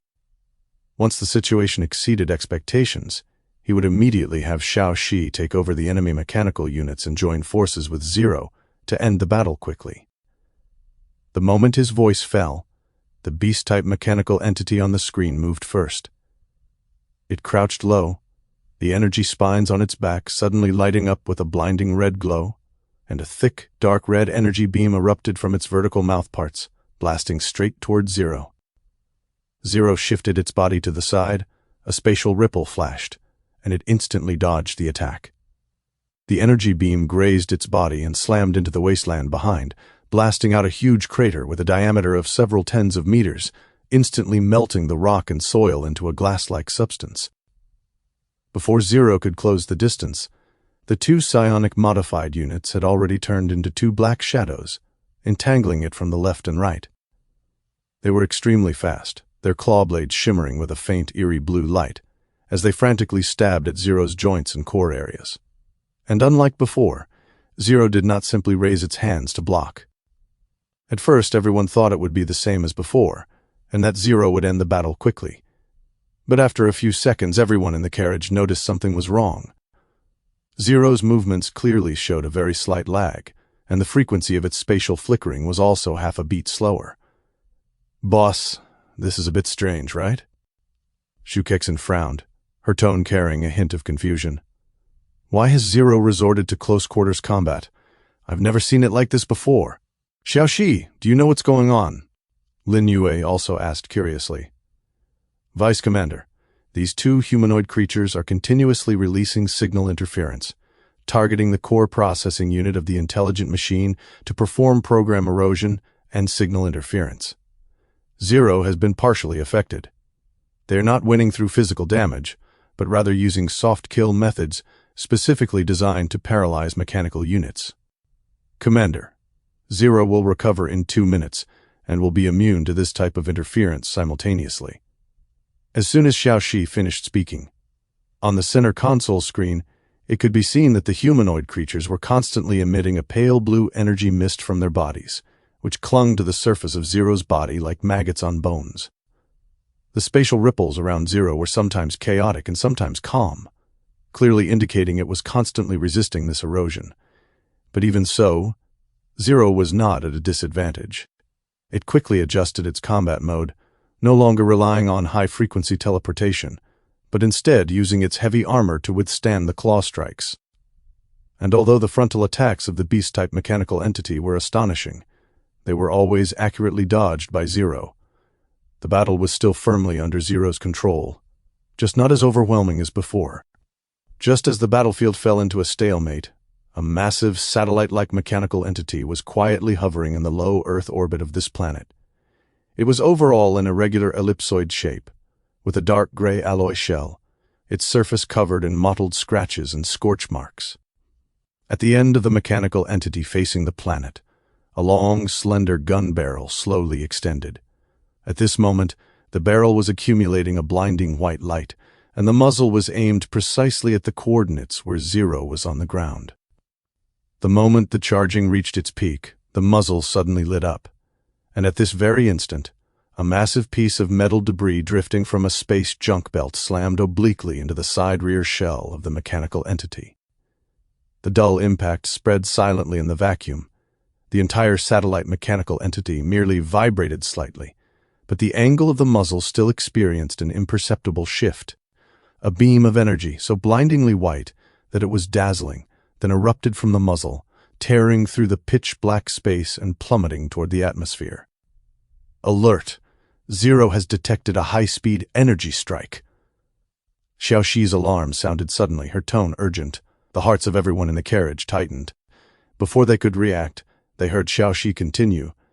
Zero has transmitted information back. Ballistic calculation is complete. The target of the strike is the beast-type mechanical entity. As soon as the words fell, everyone looked through the windows and the center console screen to see a nearly solidified white pillar of light descending from the sky, accurately slamming into that massive beast-type mechanical entity. There was no earth-shattering explosion. There was only a blinding white light that instantly engulfed the figure of the beast-type mechanical entity. After the beam of light dissipated, the figure of the beast-type mechanical entity on the center console screen had completely disappeared, and only a bottomless black hole remained in its place. The carriage was silent for 2 seconds. What was that? Shu Kexin suddenly widened her eyes, her voice rising by several octaves. It came from the sky? A space orbital cannon? The natives actually have this thing? Their tech tree is so skewed. If that had hit the RV, wouldn't it have completely wrecked us? Are the natives brainless or what? After the shock, Shu Kexin said again with a smug look. That's too exaggerated. Lin Yue also had her mouth open, looking shocked. If that hit had landed on Zero just now, would it be okay? Good thing it didn't hit. Wait, that's not right. How did it miss? Weren't they supposed to be attacking us? Why did they blow up their own mecha? Sister, do you think they aimed wrong? Or are the natives, as Sister Shu said, quite brainless? Lin Yue's words came one after another, as if she were genuinely considering the intelligence of the natives. Lin Shi and Su Wanwan also exchanged a glance, both seeing astonishment in each other's eyes. No one expected the battle situation to change suddenly in this way. The natives had actually destroyed their own mechanical entity. As for the words of Shu Kexin and Lin Yue, both of them selectively ignored them. On the highland, looking at the crimson steel-fanged wolf that had completely disappeared from the light screen, Chairman Chen Xuan's face was so gloomy it could almost drip water. He slowly turned his head, his gaze falling on the burly man beside him, his eyes as cold as ice. The black-robed man also turned to the side, silently watching the burly man. The atmosphere was so oppressive that it was suffocating. Cold sweat instantly seeped from the burly man's forehead. His hands subconsciously clenched, and he stammered, No, that's impossible.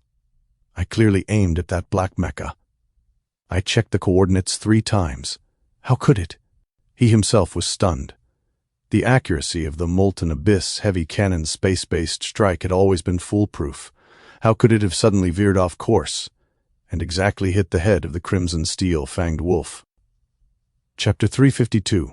The Choice. On the high ground, a dead silence hung heavy, making it hard to breathe. Inside the light screen, only a bottomless black hole remained. Not a single intact piece of wreckage from the crimson steel-fang wolf was left. Chairman Chen Xuan stood with his back to the 2 of his companions, his fingers tightening behind his back, the chill radiating from him almost solidifying. I need an explanation. The words squeezed out from between his teeth one by one. Cold sweat dripped from the burly man's forehead down to his jaw. Bracing himself, he spoke up. The abyssal heavy cannon has been drifting in orbit for 300 years. The calibration system has long since deteriorated. Just now it must have been the orbit shifting on its own. It was absolutely not an issue with my operation. It hasn't drifted for 300 years, yet it drifted today at the most critical moment.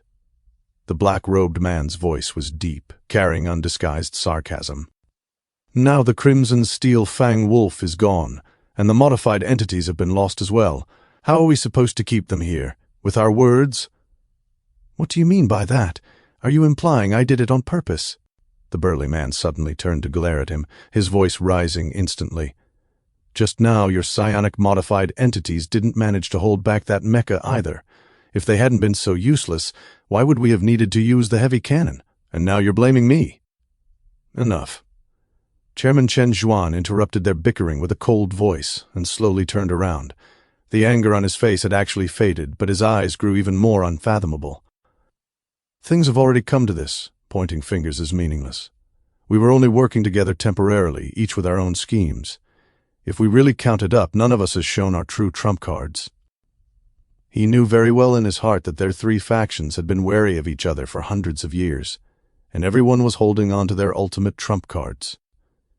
If the destruction of the Morning Star hadn't threatened their fundamental interests, the three of them would never have sat down together. Even now, they didn't fully trust each other, and everyone was waiting for the others to expend their strength first. But let me remind you of one thing. Chairman Chen Zhuan's voice deepened. The outsiders will completely disappear today. This is our only chance. If we can't keep them here this time, there won't be a next time. And you can forget about ever touching the things inside the Morning Star for the rest of your lives. The black-robed man and the burly man exchanged a glance, both seeing calculation and hesitation in each other's eyes. After a few seconds of silence, the burly man was the first to grunt. "Fine. We'll do as you say. One last time. I want to see for myself if these outsiders can really vanish into thin air." The black-robed man also nodded slightly. "I will also make one last move. Whether we succeed or fail depends entirely on this attempt." Suppressing the anger and discord in their hearts, the three of them turned their gazes back to the distant wasteland, different thoughts churning in each of their eyes. A moment later, the three of them parted ways. Chairman Chen Zhuan returned to the temporary command post alone, his fingertips rubbing a silver-white wristband in his palm. The surface of the wristband was as smooth as a mirror, without any buttons or patterns, exuding a sense of refinement that was completely out of place with its surroundings. "Will they really leave?" he muttered to himself, his expression complex. Hundreds of years of opposition had long been etched into their bones. Even though they were temporarily allied at this moment, he knew very well that the other two would never sincerely cooperate with all their might. Perhaps relying on them to keep the outsiders here was simply unrealistic. After pondering for a long time, Chairman Chen Zhuan finally made up his mind and spoke to the outside. "Have Commander Chu come in." Within half a minute, the door to the meeting room was pushed open. A woman dressed in a dark gray military uniform strode in, her posture upright and her steps brisk. She came to a halt in front of Chairman Chen Zhuan and spoke in a clear, crisp voice. "Chairman, what are your instructions?" Chairman Chen Zhuan looked at her and spoke slowly. "I have a task for you." On the wasteland, the RV continued to speed along smoothly. The battlefield had long been left far behind. Without the containment of the beast-type mechanical entities, Zero had already completely torn apart two psionic-modified entities just now. "This is hilarious! So the natives' greatest weapon was actually used to blow up their own people." Zhu Kexin leaned against the sofa, laughing so hard she slapped the armrest. "I was totally dumbfounded by that strike just now. Justice descending from heaven right onto their own heads. This move is even more ridiculous than a sci-fi movie." "Sister?" Lin Yu nodded vigorously in agreement, hugging Lin Shi's arm as she said, "I was scared to death just now." Lin Shi reached out to hug Lin Yu, her gaze sweeping over Zhu Kexin seemingly inadvertently. This was already not the first time. A faint suspicion arose in her heart, but she suppressed it and didn't voice it, quietly withdrawing her gaze. Wu Di sat in the driver's seat and glanced at the time. 4:48 p.m. There were still over 7 hours left until the end of the 7th day. As he stared at the wasteland scenery rapidly receding outside the window, he was also calculating in his mind. In what form would this 7th day actually end? Would they just keep running like this until the time was up? But was the end point exactly midnight or 6 a.m. the next morning? And what about Xiaoya? When the settlement happened, would she leave with them?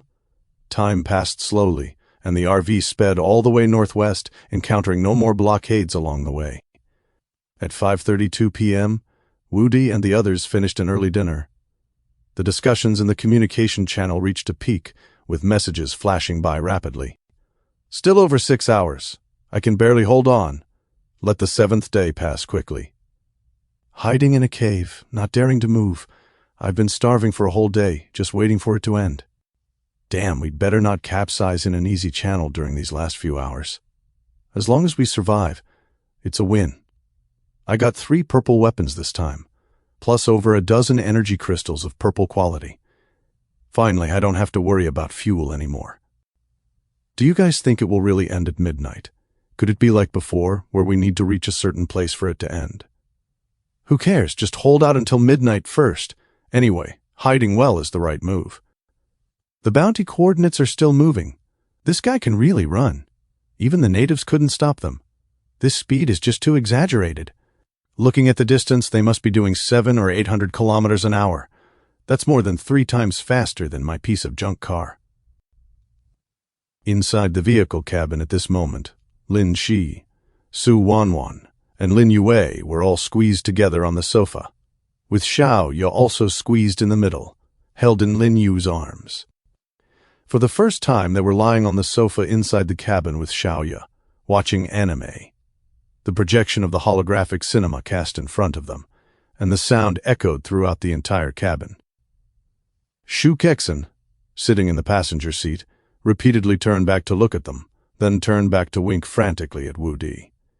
Just then, Xiao Shi's voice suddenly rang out. "Commander, a high-speed aircraft has been detected approaching. At the same time, an incoming request for a directional communication signal has been detected." Wu Di and Zhu Kexen froze for a moment, both looking toward the center console screen. Lin Yu and the others also stopped what they were doing and gathered in front of the driver's cab. The footage on the center console screen first locked onto a small figure in the sky. It was a streamlined, oval-shaped small aircraft, entirely white and compact, following closely behind the RV at an extremely fast speed, maintaining synchronized flight. In the next second, the screen switched, and in the center of the display, the figure of a woman dressed in a military uniform appeared. Chapter 353, Wristband. On the center console screen, the woman had a heroic face with sharp eyebrows and eyes. Her short hair was neatly tucked under a military cap.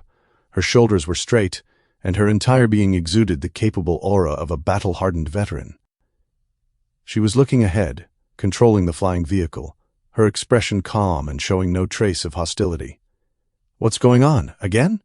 Shu Kexen frowned, her face full of complaints. "What is with these natives? Why is it always this same routine? Don't tell me they're coming to sue for peace again because they can't win. But this girl looks so cool." "Sister Shu, do you think so too?" "I also think this sister is so cool." Lin Yu leaned over as well, gripping the back of the driver's seat. She stared at the flying vehicle on the screen and asked curiously, "But this little thing flies so fast. How does it work? It doesn't look that big, but it can actually keep up with our speed. It's so sci-fi." Wu Di looked at the woman on the screen, a trace of thoughtfulness flashing in his eyes. The other party hadn't fired directly, but had instead taken the initiative to initiate communication, which was quite unexpected. Weren't they afraid he would ruthlessly kill them? After pondering for 2 seconds, he said, "Connected." The communication was connected instantly. The woman's voice in the image came clearly through the speaker, steady and crisp. "Hello, Mr. Wu Di. I am Commander Chu Ling, Legion Commander of the Remnant Council. I have come this time with no ill intent." She obviously didn't know that Wu Di's side could clearly see her every move, as her gaze remained fixed on the control panel in front of her as she spoke. "No ill intent. Then what are you looking for us for? Could it be you're here to deliver another gift pack?" Although Shu Kexen liked Commander Chu Ling's look, she still spoke in an aggressive tone. Lin Yu also nodded, sizing up Commander Chu Ling on the screen. "But it doesn't look like you brought anything. Did you come empty-handed?" The flying vehicle on the screen was indeed small. The oval-shaped cabin could barely hold one person. Commander Chu Ling sat inside with almost no extra space around her. It didn't look like she was carrying anything at all. Hearing the teasing from the other side, Commander Chu Ling's expression didn't change much. She merely spoke in a calm tone. "For the specific details, I hope to meet and communicate with you all in person. The Remnant Council has officially called off the pursuit order against you." "Called off the pursuit? You'd have to be able to kill us first for that to mean anything." Zhu Kexen scoffed, almost laughing out loud. She glanced at Wu Di and continued, "And also, you didn't come here to seduce him, did you? Our boss doesn't fall for that. There are already several girls queuing up here. Besides, You're not prettier than Jixi or Wanwan. Oh wait, you're not bad either. Your figure is much better than Jixi's and Wanwan's. Is that size even bigger than mine? Shu Kexin muttered to herself as she stared at Commander Chu Ling on the screen. Sister Shu. Lin Yu blushed and nudged Shu Kexin. Although Lin Shi and Su Wanwan were used to Shu Kexin, such blunt words still made them a bit embarrassed. Both glared fiercely at Shu Kexin. Wu Di selectively ignored Shu Kexin's words, quickly weighing his options. If the other party really wanted to set an ambush, there was no need to send such a small flying vehicle alone. Most importantly, in the face of absolute strength, there was no need to fear any tricks. Moreover, Wu Di was curious about what else the other side had to say. Fine, but you need to come inside here to talk. The energy beam from earlier still left Wu Di with lingering fears. Talking was fine, but he couldn't give the other party any opportunity to attack. Huh? Boss, you really want to meet her? Shu Kexin was stunned for a moment. Yes. Wu Di nodded slightly and said to Commander Chu Ling on the center console screen, In 10 seconds, I will only stop the vehicle for 3 seconds. Make sure you time your entry well. No problem, Mr. Wu Di, Commander Chu Ling on the screen immediately replied, while beginning to operate her flying vehicle to quickly approach the RV. The RV quickly decelerated and came to a smooth stop. At the same time, the small flying vehicle flying alongside the RV also stopped rapidly. Commander Chu Ling quickly flipped down from the opening at the top and stepped into the vehicle cabin in just 2 strides. Mr. Wu Di, everyone, hello? I've come by the order of the Speaker of the Remnant Council.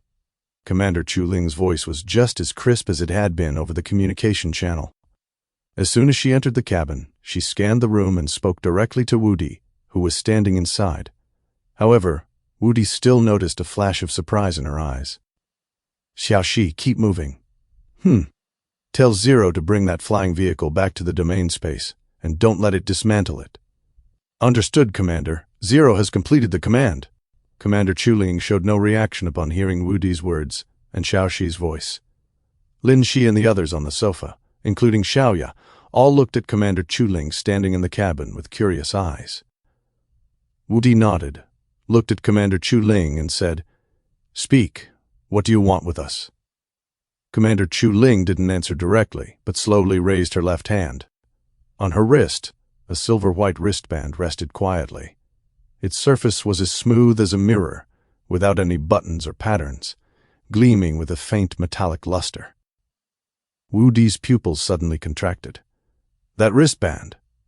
He subconsciously raised his left hand and looked at the wristband on his own wrist, which had been there ever since he entered the survival world. They were identical. Whether it was the shape, the texture, or that seamless metallic luster, it was completely indistinguishable from the wristbands worn by players. This was impossible. A tempest raged in Wu Di's heart. He knew very well that after a player died, their wristband would vanish into thin air, never leaving any remains. He had confirmed this more than once, and more than 1 or 2 people had died by his hand. It was absolutely impossible. No one in the communication channel had ever mentioned that this kind of wristband could be taken off. Could the natives actually possess this kind of wristband? Where did you get that wristband? Wu Di's voice deepened. His gaze locked onto Commander Chu Ling's wrist. At this moment, not just Wu Di, but even Lin Shi and the others looked at Commander Chu Ling with expressions as if they had seen a ghost. The speaker gave it to me. Commander Chu Ling lowered her hand, her tone calm, though the very end of her sentence trembled slightly. As for its exact origin, I don't know either. Looking at her eyes, Wu Di keenly detected a trace of sadness hidden beneath her calm exterior. Although her expression didn't change much, the aura around her carried a sense of melancholy that was hard to conceal. So, what exactly does your speaker mean by sending you here? Wu Di withdrew his gaze and asked in a deep voice. The speaker said that once Mr. Wu Di saw this wristband, you would understand. Commander Chu Ling looked up at him, enunciating every word. He told me to follow you, and from now on, obey your every command. Before Wu Di could speak, she continued. The speaker also had one more message for me to pass on to you. This world is about to be destroyed, and our hope of survival has been shattered.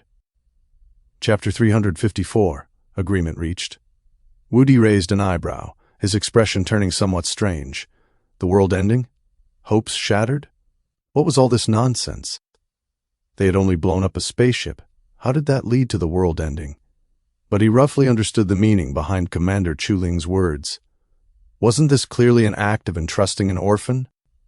It wasn't strange that she was chosen, after all. He was the strongest in this region right now, and following him was indeed the safest choice. But what made this speaker so certain that he would accept this person? And why her specifically? After you put on this wristband, did you receive any message notifications? Wu Di asked, his gaze falling on her wrist. Or did anything special happen? Commander Chuling shook her head, her tone calm. No. After putting it on, it was no different from an ordinary wristband, and the speaker didn't say anything more. Wu Di paused, then spoke subconsciously. What is your relationship with the speaker you mentioned? Commander Chuling was silent for a few seconds.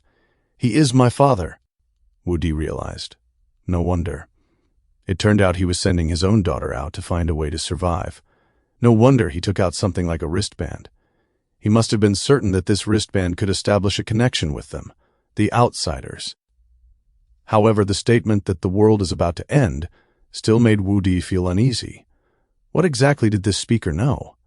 What secret was hidden inside that giant spaceship that could make him say such things? What does the world is ending mean? Wu Di asked directly. Did he say the specific reason?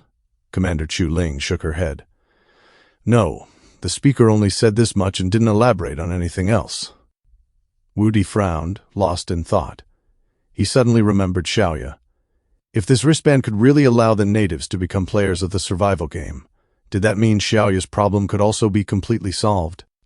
But Commander Chuling didn't have any changes after putting on the wristband. Could it really be achieved? No, since this wristband could be taken off, it was very likely that it had this function, but how to test it? Suddenly, Wu Di thought of the team invitation. As soon as this thought popped up, his heart skipped a beat. Should he really send a team invitation? What if it actually succeeded?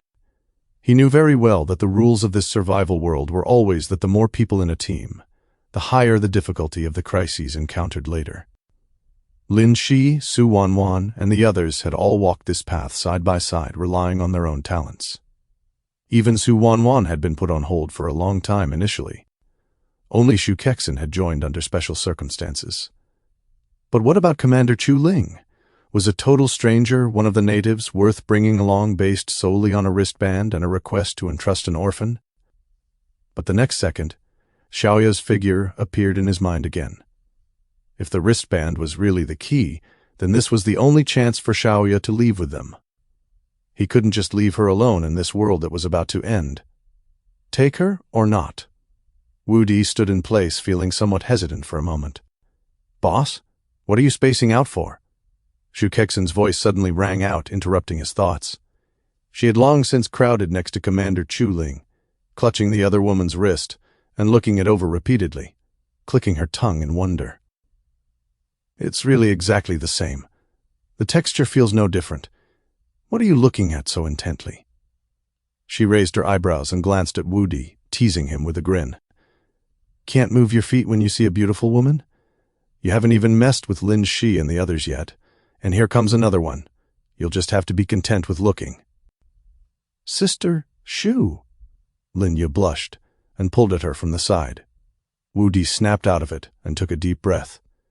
Thinking so much was useless. Whether it worked or not, he would know once he tried. He steadied himself, looked at Commander Chuling, recited the command in his heart, and sent a life-and-death together team invitation to her. 1 second, 2 seconds, 3 seconds. Commander Chuling stood in place, her expression unchanged, still with that calm and capable look. Wu Di's heart sank at first, then he inexplicably let out a sigh of relief. It really wasn't that simple. It seemed that just wearing a wristband wasn't enough to join the team. His previous worries seemed a bit superfluous. Do you have any more of these wristbands? Wu Di asked. Commander Chuling nodded and extended her right hand, revealing another identical silver-white wristband lying in her palm. The speaker said that if Mr. Wu Di is willing to take me with you, this one is a gift for all of you. A gift for us? Sounds nice. Shu Kexin immediately frowned and was about to speak. So you guys are. Before she could finish, Su Wanwan gently pulled her arm, and Lin Shi also gave her a look. The two of them held down Shu Kexin and Lin Yu from left and right, signaling them not to speak for now, and to see what Wu Di decided. Commander Chu Ling also didn't say a word, just quietly looking at Wu Di. Wu Di looked at the wristband in Commander Chu Ling's palm, was silent for a moment, and finally reached out to take it. The wristband felt slightly cool to the touch, and its texture was exactly the same as the one on his own wrist. He turned around and beckoned to Xiaoya. "Xiaoya, come here." Xiaoya had been standing behind Lin Shi, watching Commander Chu Ling from afar. Hearing the call, she immediately trotted over to Wu Di and looked up with her little face. "Brother Wu Di, I'm giving you something." Wu Di crouched down, gently took Xiaoya's left hand, and slipped the wristband onto her wrist. The wristband had looked loose, but the moment it touched Xiaoya's wrist, it seemed to come to life, silently shrinking and adjusting. In the blink of an eye, it became perfectly fitted, sitting just right on her slender wrist, not too big, not too small, as if it had been custom-made for her. "Wow, how magical!" Xiaoya raised her little hand and shook it, her eyes fixed on the wristband. Wu Di looked at the perfectly fitted wristband on her wrist and felt a bit more certain. Even if there was no system notification yet, at least the fact that the wristband could self-adjust meant that it was definitely not unrelated to the system. There was a high probability that Commander Chu Ling and Xiaoya really had a chance to leave this world with them.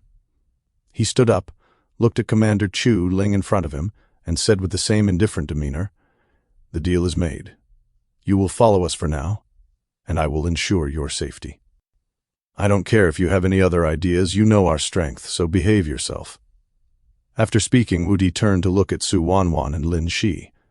"Take Commander Chu Ling to the domain space first." As he said this, he looked at Lin Shi and gave her a subtle glance. Lin Shi immediately understood, nodded, and stood up. "Let's go, Miss Chu, follow me." Commander Chu Ling didn't say much, just gave a slight nod to Wu Di, then followed Su Wanwan and Lin Shi toward the entrance of the domain space. "Boss, are we just letting her follow us like this? Won't it be dangerous? What if she launches a sneak attack while we're resting? We could totally just take her out and steal the wristband." Chapter 355. Spirit Attribute Change. Shu Kexin leaned over to the side, lowering her voice with a hint of worry. "Boss, is this Commander Chu Ling really reliable? What if she's harboring bad intentions?" "Boss, I'm not doubting your strength, but what if she attacks us? There are so many sisters here. Aren't you worried at all?" Lin Yu also hurriedly nodded in agreement. "That's right, big brother Wu Di. What if she's just here to act as an undercover agent?" As she spoke, Shu Kexin's tone shifted, and she leaned closer to Wu Di with a teasing expression. "Boss, could it be that just because she's pretty, has a great figure, and is wearing a uniform, you made an exception to take her in? If you like that, Lin Yu, try to get some clothes later. We can wear them for you. Whatever style you want, we'll get it for you." As Shu Kexin spoke, she gestured along her own body. Lin Yu blushed and said nothing, but her expression seemed quite moved. Wu Di couldn't be bothered to entertain her teasing jokes. He walked straight up and squatted down, looking gently at Xiaoya beside him, and said softly, "Xiaoya, from now on, just stay with us and don't be afraid of anyone." Although he couldn't be 100% sure that Xiaoya would leave this world with them, looking at the current situation, this seemed to be the only choice. Upon hearing this, Xiaoya nodded vigorously, her voice soft and sweet. "I like it here. I like big brother Wu Di, and I like all the big sisters too." Shu Kexin and Lin Yu also hurriedly squatted down upon hearing this, no longer dwelling on the matter of Commander Chu Ling. They gently ruffled Xiaoya's hair, and for a moment the atmosphere inside the carriage was exceptionally warm. Wu Di stood up and returned to the driver's seat. Shu Kexin and Lin Yue took Xiaoya back to the sofa and turned on the holographic cinema. It was a rare opportunity to relax in the carriage, and since Lin Shi wasn't there was no one to nag them. Time passed slowly, and it was soon approaching 6 in the evening. just as Wu Di remembered that Su Wanwan's talent was about to refresh and intended to remind her. Soft footsteps sounded behind him. Looking back, he saw Su Wanwan had already walked out of the domain space, so he didn't say anything more. Not long after, Su Wanwan walked to the side of the cockpit and handed a blueprint to Wu Di. The attribute interface popped up immediately. Planting mastery, blue quality, after use, master various plant cultivation, soil improvement, and crop maintenance techniques, increasing plant growth speed and survival rate. Big Brother Wu Di, this is the blueprint that was just opened, Su Wanwan said softly. Also, Commander Chu Ling has been very quiet since entering the domain space. She hasn't made any unusual moves or said anything. Cixi is still inside watching her, and I'm a bit worried. So I plan to go back and keep her company. She paused, then continued. Cixi and I will slowly probe and ask questions. If we find any key information, we'll come out and tell you immediately. Wu Di nodded slightly as he looked at the blueprint information, saying, Don't worry, Zero is inside. I've already had Cixi notify Zero. If there's any abnormal situation, Zero will take action. Phew! Then I'm relieved. I was worried she might have some tricks up her sleeve. Big Brother Wu Di, do you think Commander Chu Ling and Xiaoya will really leave this world with us? I'm not sure either, but this is the only way for now. The wristband recognizes them, doesn't it? Su Wanwan nodded. She had clearly seen what Xiaoya looked like after putting on the wristband earlier. Big Brother Wu Di, I'm going to find Cixi now. Call us if you need anything. Go ahead. Watching Su Wanwan step into the domain space, Wu Di turned back to look at the skill scroll in his hand. Is the system encouraging players to farm on their own? The growth speed of the seeds before had indeed exceeded that of the real world. Even if other players just planted a little bit, it seemed they could indeed meet a large portion of their own consumption. Subsequently, Wu Di thought about the system supermarket he encountered after the first 7 days ended. He hadn't seen any system supermarket where he could purchase supplies since then. After abandoning these thoughts, Wu Di continued to observe the communication channel. Damn, when will this ever end? Are these the natives crazy? What's the rush? I guess it won't end until at least 6 a.m. tomorrow morning. This place doesn't have obvious evacuation points and safe zones like before. Just wait quietly. I've been hiding for a whole day. It's a good thing the natives didn't find me, otherwise I'd probably be dead here. This world looks like nothing, but surviving is truly difficult. Damn it.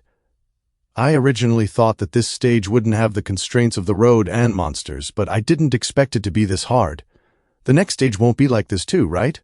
I'd rather go back to the road than be like this.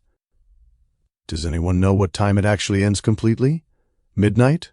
Or after dawn? There were 100,000 people when we arrived, and now there are less than 10,000 left. Sigh. Is it safe to go back to the road? Look at how many people died on the road. It's survival everywhere. Messages flashed across the screen one after another. Everyone was agonizingly waiting for the stage to end, praying that they could hold out until the time ended and leave safely. Wu Di pondered inwardly. The natives were hunting down players frantically at all costs. Did they really have to hold out until dawn tomorrow for this round of the survival stage to officially come to an end?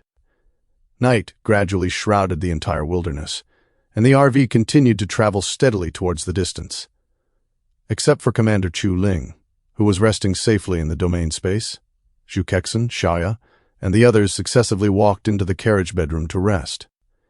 Only Lin Yu lay lazily on the passenger seat, fighting against heavy sleepiness, stubbornly refusing to close her eyes. The night grew deeper, and the early morning of the 7th day drew closer and closer. The previously drowsy Lin Yui instantly woke up, her eyes looking towards Wu Di in the driver's seat. She knew perfectly well that every time this critical time node arrived, it was time for Wu Di to use his own talent. Big Brother Wu Di? As the time reached midnight, Lin Yue looked at the energetic Wu Di and called out. Wu Di nodded at Lin Yu. After Lin Yu used her talent amplification, he didn't rush to use his talent, but instead opened his personal panel to check it immediately. Name: Wu Di. Physique: 1668.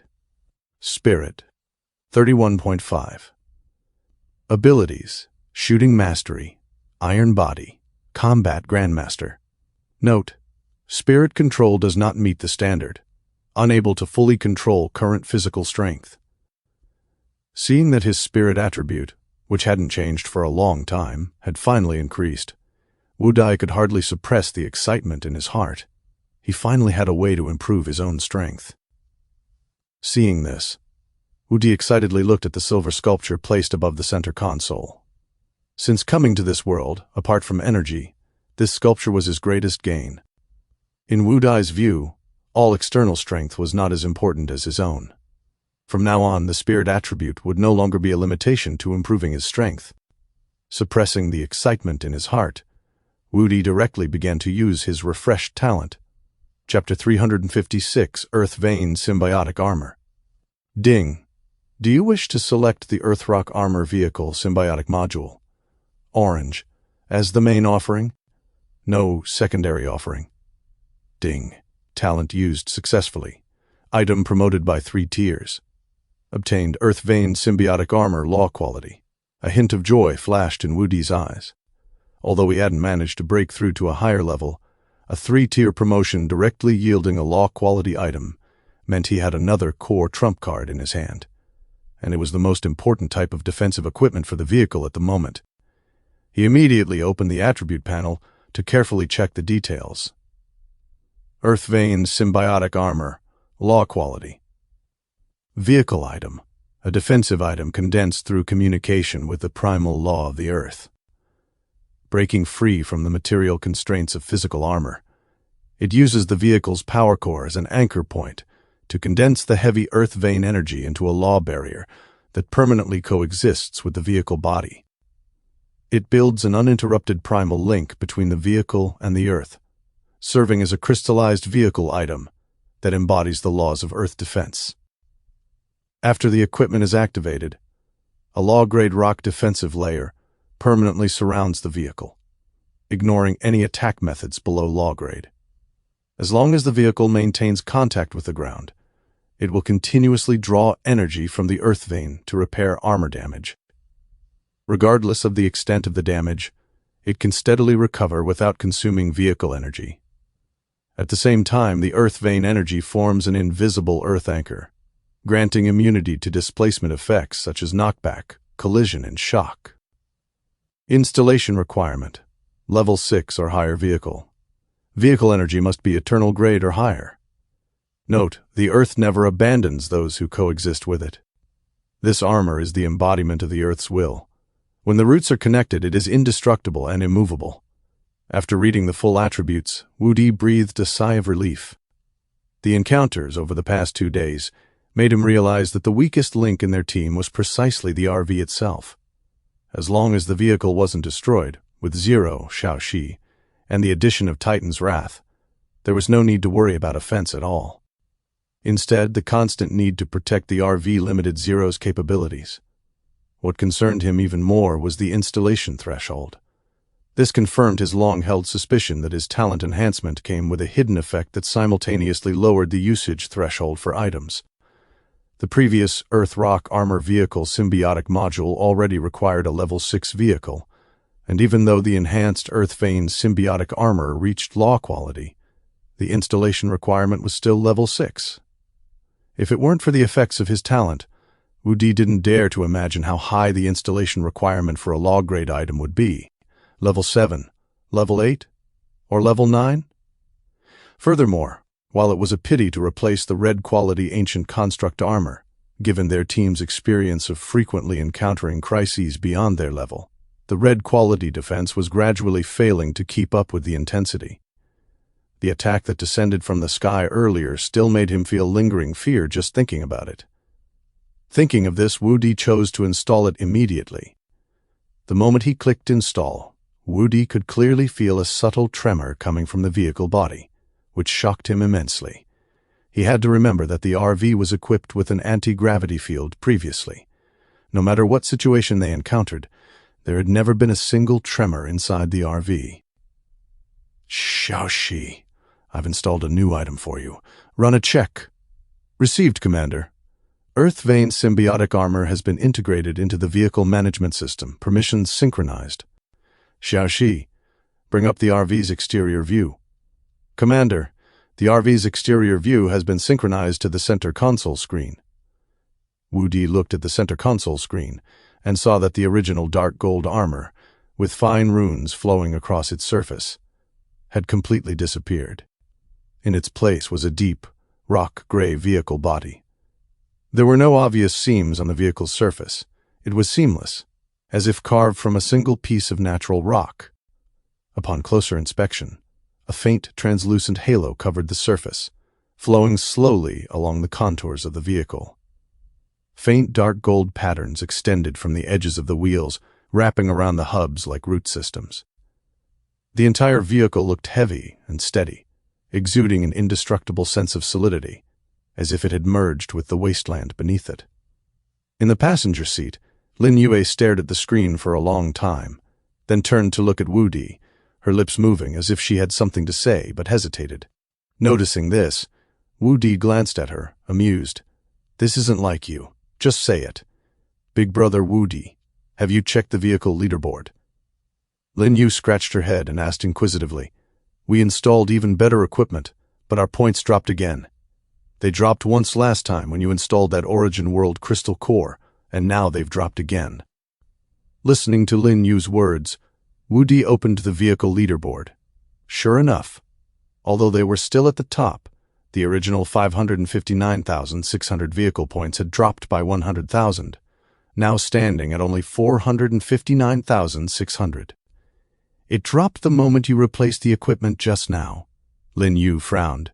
"It dropped last time when you changed the Origin World crystal core, and it dropped again this time when you changed to this Earth Vein symbiotic armor."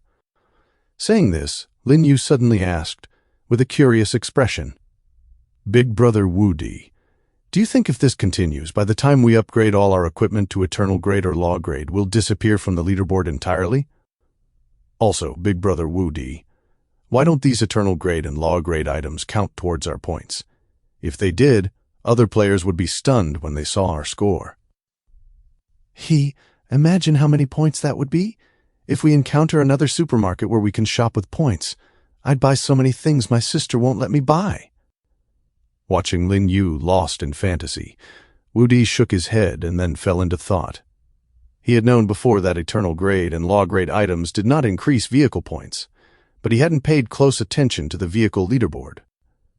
Lin Yu's words reminded him that although there hadn't been any scenarios where vehicle points could be spent for 2 consecutive stages, since the survival system had set up a vehicle leaderboard, it couldn't be useless. It was just that there was too little information now, and he couldn't guess what mechanism this corresponded to. But what if? What if the next time a supermarket scenario like the previous 2 appeared, they could spend their vehicle points? The higher the points, the more supplies they could exchange for. They weren't like other players, who had exchanged points for a large amount of supplies in the first 2 stages. "Big brother Wu Di, what are you thinking about again?" "It's nothing. We can't just stop upgrading equipment to save points. If we really encounter danger, high points won't be of any use," Wu Di said, snapping back to reality. Big brother Wu Di, what do you think we'll encounter tomorrow? Will we go back to the highway, or will it be a new world? I'm so conflicted. The highway has its own fun, but running around like this is also quite nice." Listening to Lin Yue's chatter, Wu Di was silently calculating in his heart. If everything went normally, and both Commander Chu Ling and Xiao Ya followed the team size would reach 7 in the next stage. According to the rules of the previous survival worlds, the more people there were, the higher the intensity of the crises encountered. He didn't know what kind of crisis their team would encounter then. Choosing to upgrade the armor this time was specifically to deal with the potential crises of the next world. Wu Di looked at the dark night outside the window. In less than 6 hours, this world would end, and he didn't know what would happen. Chapter 357, A New Stage, Tidal Highway. Time passed, and nothing happened all night. By 5:58 a.m., the RV was brightly lit. Everyone gathered in front of the driver's cab, their eyes collectively falling on the time display on the center console screen. Fortunately, the expanded cabin could accommodate 7 people without feeling crowded. Lin Yu sat in the passenger seat, holding Xiaoya in her arms. The little girl stared straight ahead without blinking, occasionally turning her head to look at Wu Di, Lin Shi, and the others. Commander Chu Ling stood at the back of the crowd, her back still straight, but her fingertips tightened slightly as she silently watched the heavy darkness outside the window. She didn't know why her father had sent her to follow these people, nor did she know why they were all gathered here after eating breakfast, even though the breakfast that morning was indeed delicious. She understood even less what they were doing. Everything she had experienced last night felt like a dream to her. She could never have imagined that what looked like an RV on the outside would have such a massive space inside, and even more miraculous was the ecological space. The tree inside that space was truly magical. Her originally restless heart had actually calmed down after sleeping under it for a night. The only thing was that she hadn't expected the giant black mecha to be inside as well. Although it hadn't moved at all, it didn't give her any sense of security.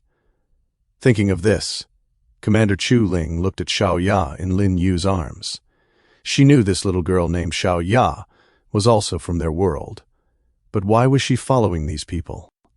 And what were they waiting for now? No one spoke in the cabin. There was only the sound of light breathing. The moment the numbers on the center console screen jumped to 6 a.m., a familiar white light lit up without warning, instantly engulfing the entire RV. By the time the white light completely dissipated, the scenery outside the window had completely changed. Commander Chu Ling immediately looked out the window. A straight, black main highway stretched infinitely ahead, flanked by a gray, desolate landscape. The sky was tinged with a pale Chenguang, and the air seemed to be filled with an indescribable heavy atmosphere. The RV was parked steadily on the road. "Xiaoya, you're really here. Ha-ha! I love you so much." Lin Yu was the first to react. She looked down at the little girl in her arms, her eyes suddenly lighting up, and she gently shook her. "That's great. I was so worried you'd be left behind over there." "Exactly, I was sweating bullets just now too." Xu Kexin leaned over and ruffled Xiaoya's hair, laughing heartily. "Xiaoya, follow us from now on, and I'll look out for you. I guarantee you'll live the good life. No one will be able to bully you either. I'm super strong." Xiaoya nodded vigorously, gave a soft reply, and buried her face in Lin Yui's arms. Just then, the system interface popped up before everyone's eyes without warning. Regional announcement: welcome to Tidal Highway. Core rules description. 1. This region implements a fixed day-night cycle. Daytime 6:18, nighttime 18:19, nighttime 6 the next day. During the day, the highway environment is stable. The further you travel that day, the higher the quality limit of the supply crates you can encounter. Once night falls, a domain-wide psionic dark tide will erupt. Staying inside a vehicle will result in continuous erosion by low-grade energy until elimination. All players must exit their vehicles and enter a shelter to take cover. 3. Shelters will randomly spawn along the highway, which can completely block the dark tide energy. The capacity of each shelter is fixed.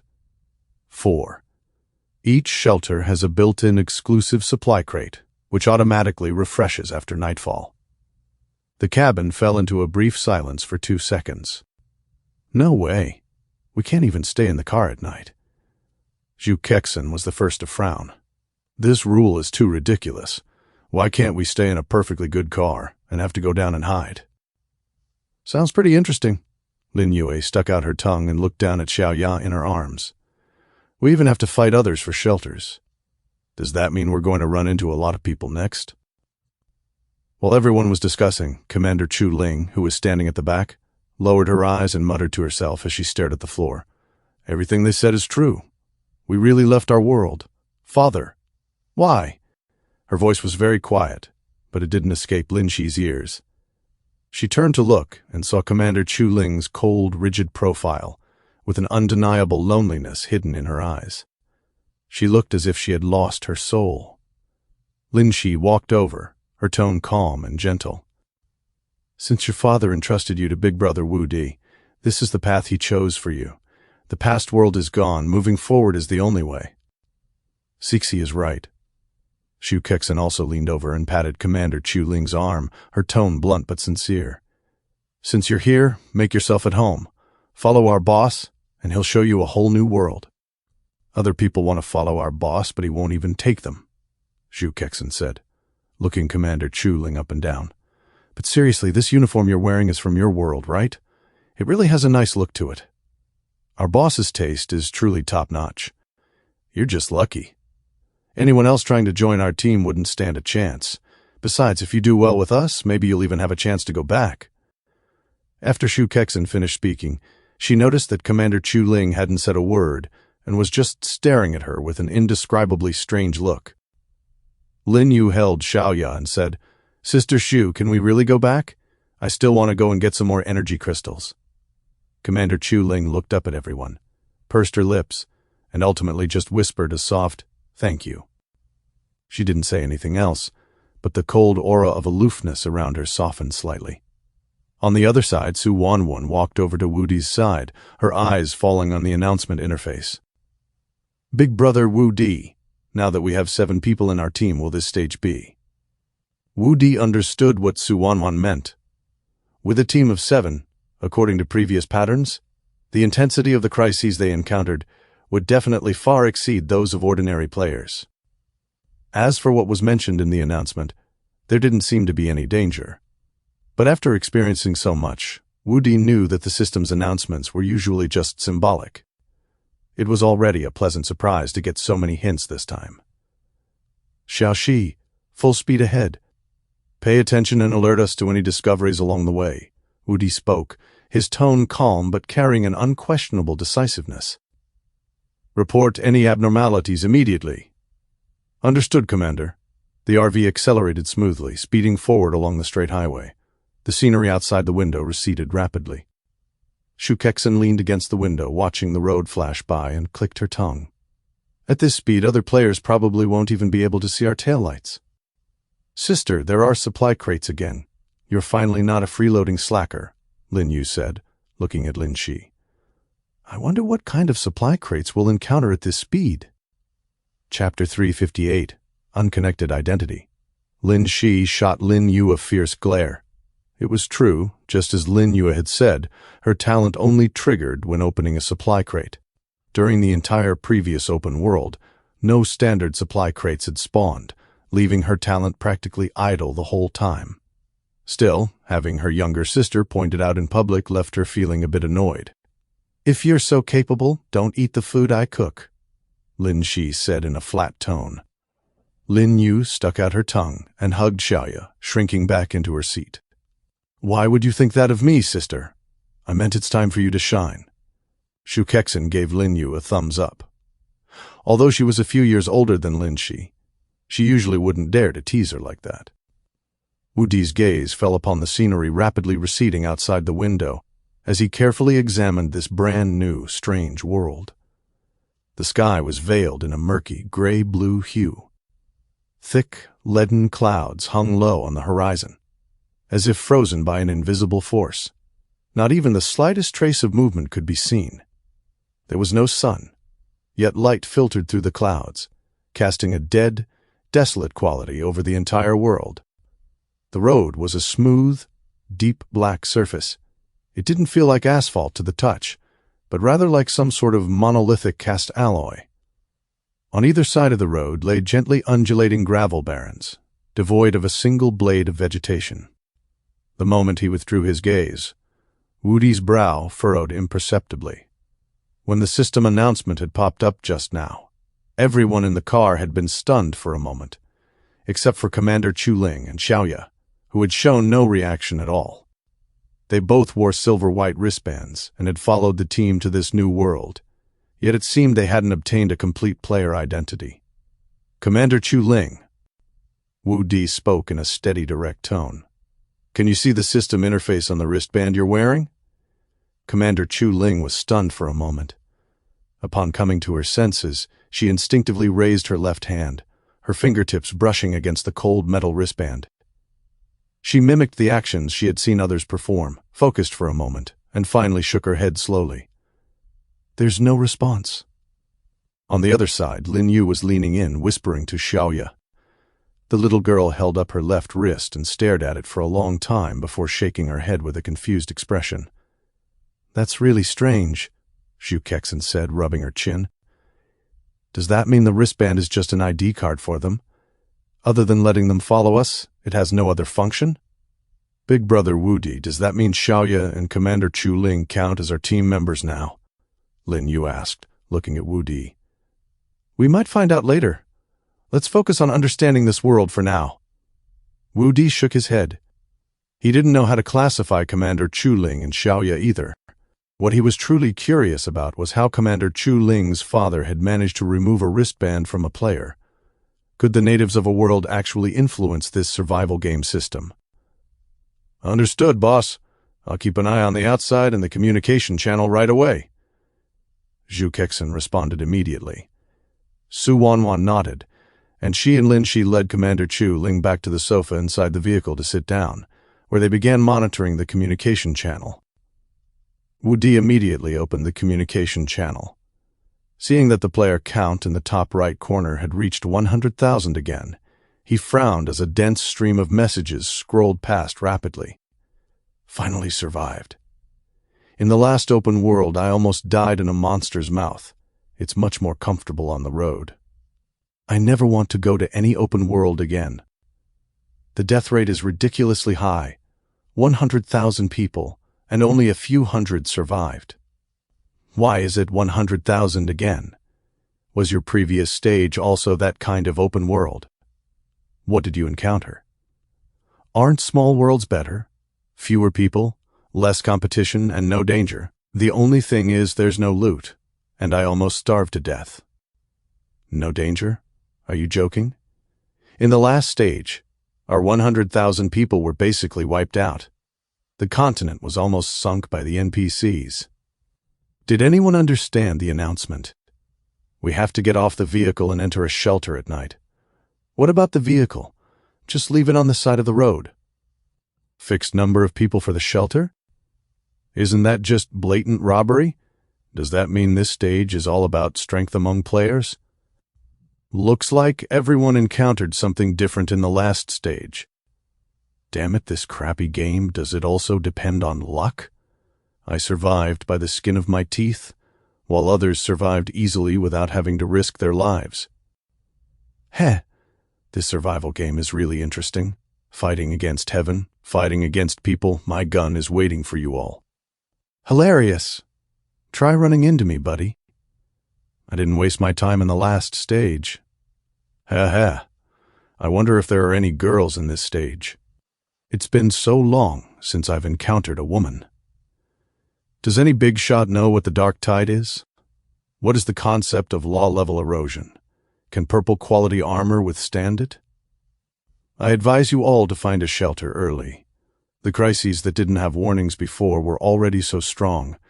This time it's out in the open, so use your brains.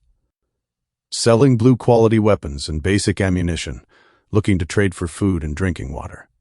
If you want some, search directly in the trading channel. Are there really that many weapons in the trading channel? A whole bunch of purple quality ones? Can't anyone lower the price? 2 days' worth of food for a purple quality weapon. Here we go. Here we go. This stage has reached the exciting part again. A contest of human nature. Do you guys think more people will be killed by their own kind, or eliminated by the game in this stage? After scrolling through the channel for a while, Lin Yu looked up, her face scrunched up. So many people are worried about fighting for shelters, and there are so many people selling weapons for supplies. Our business is going to be hard to do. That's normal, Lin Shi said in a calm tone. Anyone who survived the last stage shouldn't be lacking weapons. What are you rushing for? We don't need those meager items anyway. Su Wanwan leaned in toward Wudi and whispered, Big Brother Wudi, if we have to get off the vehicle at night, it doesn't matter for us, but Commander Chu Ling and Xiaoya. She didn't finish her sentence, but the implication was clear.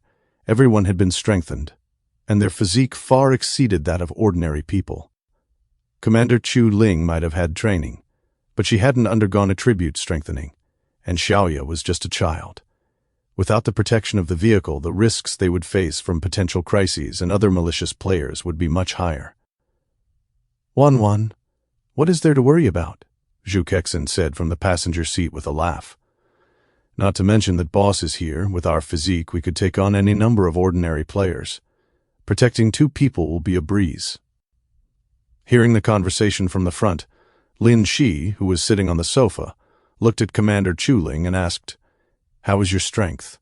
Commander Chuling looked up, her voice cool and steady, yet tinged with confidence. "I don't know how you calculate strength, but if we're talking about the ones you encountered before, in hand-to-hand combat, apart from the cyborgs, no one can beat me."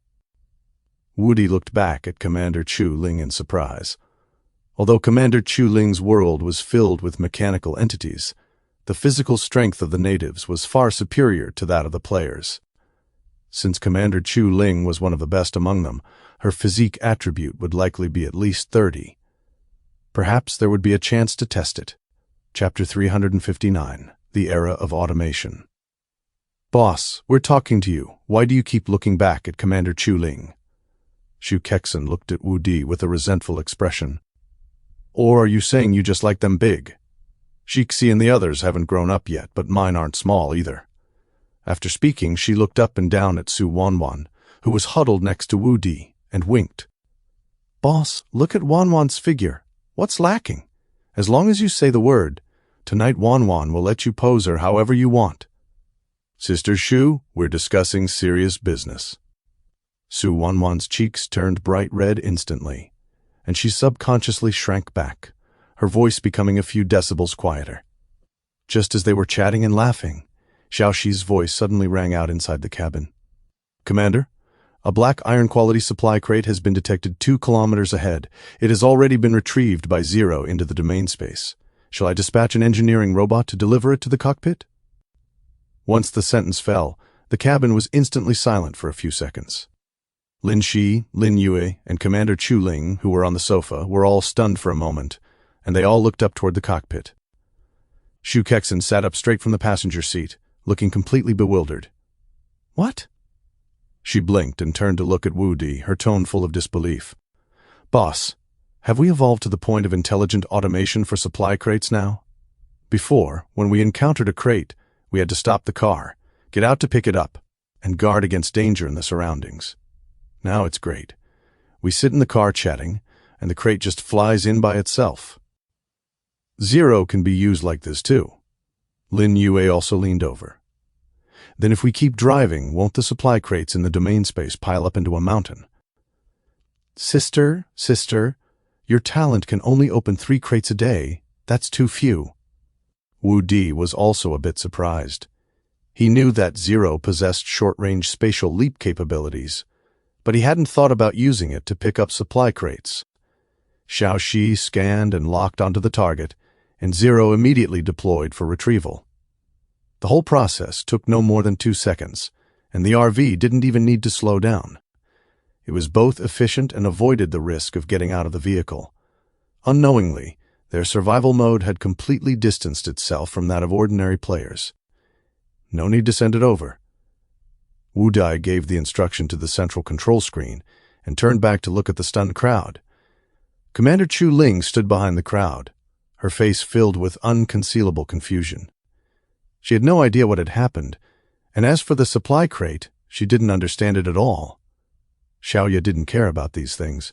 She was quietly lying on the window by the sofa, pressed against the glass, curiously watching the desolate scenery rapidly receding outside. This is too worry-free. Zhu Kexin leaned back into the chair and clicked her tongue twice. Boss, if you keep going like this, you'll turn us all into useless people. Before, we had to drive, pick up crates, and fight monsters. Now it's great. Xiaoxi drives. Zero picks up crates and Zero fights monsters. The few of us have practically become freeloaders. As she spoke, she laughed again and winked at Wu Di. How about tonight Wanwan and I warm your bed together? That way I can feel more at ease while living off you. Boss, what do you think? If that doesn't work, then Jixi and Lin Yue can do it together. Twins, just thinking about it makes me excited. After finishing, Zhu Kexin looked at Lin Shi. Jixi, if the boss isn't with you tonight, let's sleep together, okay? I want to hug you and Lin Yu. Sister Shu. Su Wanwan's face turned even redder, and she gently tugged at the corner of Shu Kexen's clothes. Lin Shi also blushed and glared at Shu Kexen. Speaking of which, sitting like this every day is indeed a bit boring, Lin Yue said nonchalantly. Before, we had to get out of the car to busy ourselves from time to time. Now that we're in the car the whole time, I feel like I'm about to get sick from idleness. Wu Di raised his eyes upon hearing this. Didn't you say you wanted to build the domain space? You have time now? As soon as these words were spoken, Lin Shi immediately showed a look of helplessness and looked at Wu Di. Big brother Wu Di, there is a pile of stone stored in the domain space, but the construction progress. As she spoke, her gaze swept over Shu Kexen and Lin Yu, and her tone was a mix of laughter and tears. The two of them said they were building a house, but the result was really too ugly to look at. They built it and then tore it down. It wasn't that ugly, Shu Kexen immediately retorted unconvinced. It was our first time building, okay? It's good enough that we could even get it to stand up. Besides, how could we live in something that ugly? It was better to just tear it down. Lin Yu also nodded, righteous and confident. Exactly. We haven't studied architecture. It's already very impressive that we could build a house. Besides, wasn't the pond already dug? It's such a big one. Su Wanwan, who was on the side, smiled gently upon hearing this.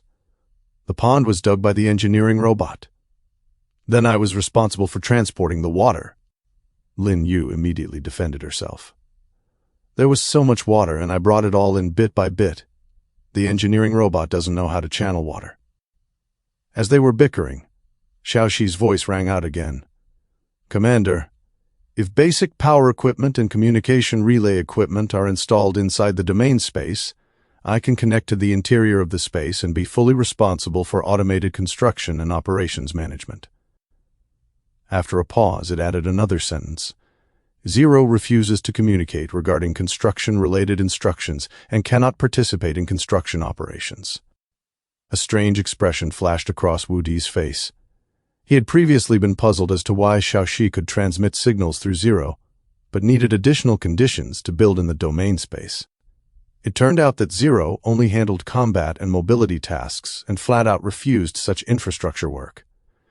Zero is quite aloof, Shu Kexen laughed. Xiaoxi, do you advanced AIs all have your own thoughts? Mechs are meant for combat anyway. Lin Yu nodded, looking like she understood very well. But Xiaoxi isn't aloof. Xiaoxi, I will definitely find what you need, and later you can help me build a good-looking big house. Understood, Vice Commander. I am always awaiting your arrangements. Xiaoxi's sweet voice replied. Wu Di's expression was calm as he looked at the group. During this phase, supply crate refreshing has been restored, and blueprint output will also increase synchronously. Keep an eye out for construction and power-related blueprints, or anything special. You can keep an eye out for those, too. We don't lack anything right now, so let's prioritize building the domain space. Lin Shi and Su Wanwan nodded at the same time. I understand, Big Brother Wu Di. Lin Shi's tone was serious, and Su Wanwan also nodded gently. Big Brother Wu Di, leave this to me. I will definitely be able to trade for good things. Lin Yu said triumphantly. They all knew in their hearts that as the vehicle became more advanced and its capabilities grew stronger, many things in the team that originally required manual labor were being replaced. They didn't want to just be people who were protected, even if they couldn't help with combat. They wanted to contribute in areas like logistics and infrastructure to prove they weren't burdens. Chapter 360. Aftermath of Attribute Imbalance. Time passed quietly. The morning slipped by in the blink of an eye. The RV maintained full speed, racing forward. Outside the windows, the scenery remained an unchanging gray-blue sky and barren gravel land. Xiaoxi's notification sound occasionally echoed in the cabin. Without exception, all reports of finding supply crates and their successful retrieval by Zero. From the initial black iron grade to the subsequent appearance of bronze and silver grades, the quality seemed to be steadily improving as the mileage increased. However, there was not a single sign of the shelter mentioned in the announcement. At noon, Lin Shi got up to prepare lunch, and the aroma of food gradually wafted through the cabin. Everyone gathered around the central sofa area. 7 people squeezed onto 2 sofas, shoulder to shoulder, their arms bumping into each other from time to time. It certainly felt a bit cramped. "This is too crowded." Shu Kexin shifted to the side, her elbow still bumping into Lin Yu. "I didn't feel it when there were 5 of us, but now that Commander Chu Ling and Xiaoya have joined, we can barely fit on the sofas."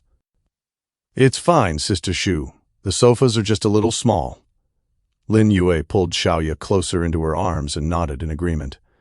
"I've been keeping an eye on the trading channel, but I haven't found any furniture. It's so strange." Wu Di looked up and scanned the interior of the cabin. Initially, he had used a space expansion scroll to add 10 square meters of area. The RV's original body was 6 meters long, nearly 2.5 meters wide, and about 3 meters high. After the expansion, the usable interior space was close to 25 square meters. While spacious for a typical RV, fitting 7 people in at once, plus fixed areas like the kitchen, bedroom, and bathroom, made the living space quite tight. "Don't we still have the domain space?" Lin Shi walked over with a tray, placing the dishes on the table one by one, her tone calm. "If you find it too crowded, you can go in there to move around after eating." Su Wanwan also nodded gently. "The domain space is spacious. You can do whatever you want in there." "The domain space isn't as convenient as the RV." Lin Yu bit her chopsticks and looked at Su Wanwan. "Sister Wanwan, can you open a few more space expansion scrolls? If we expand it a few more times, maybe we won't need to build a house in the domain space. The RV alone could become a home." The word home fell softly, and the cabin suddenly went quiet for a moment. Lin Shi's action of serving rice paused, and she subconsciously looked up at Wu Di, who was sitting in the main seat.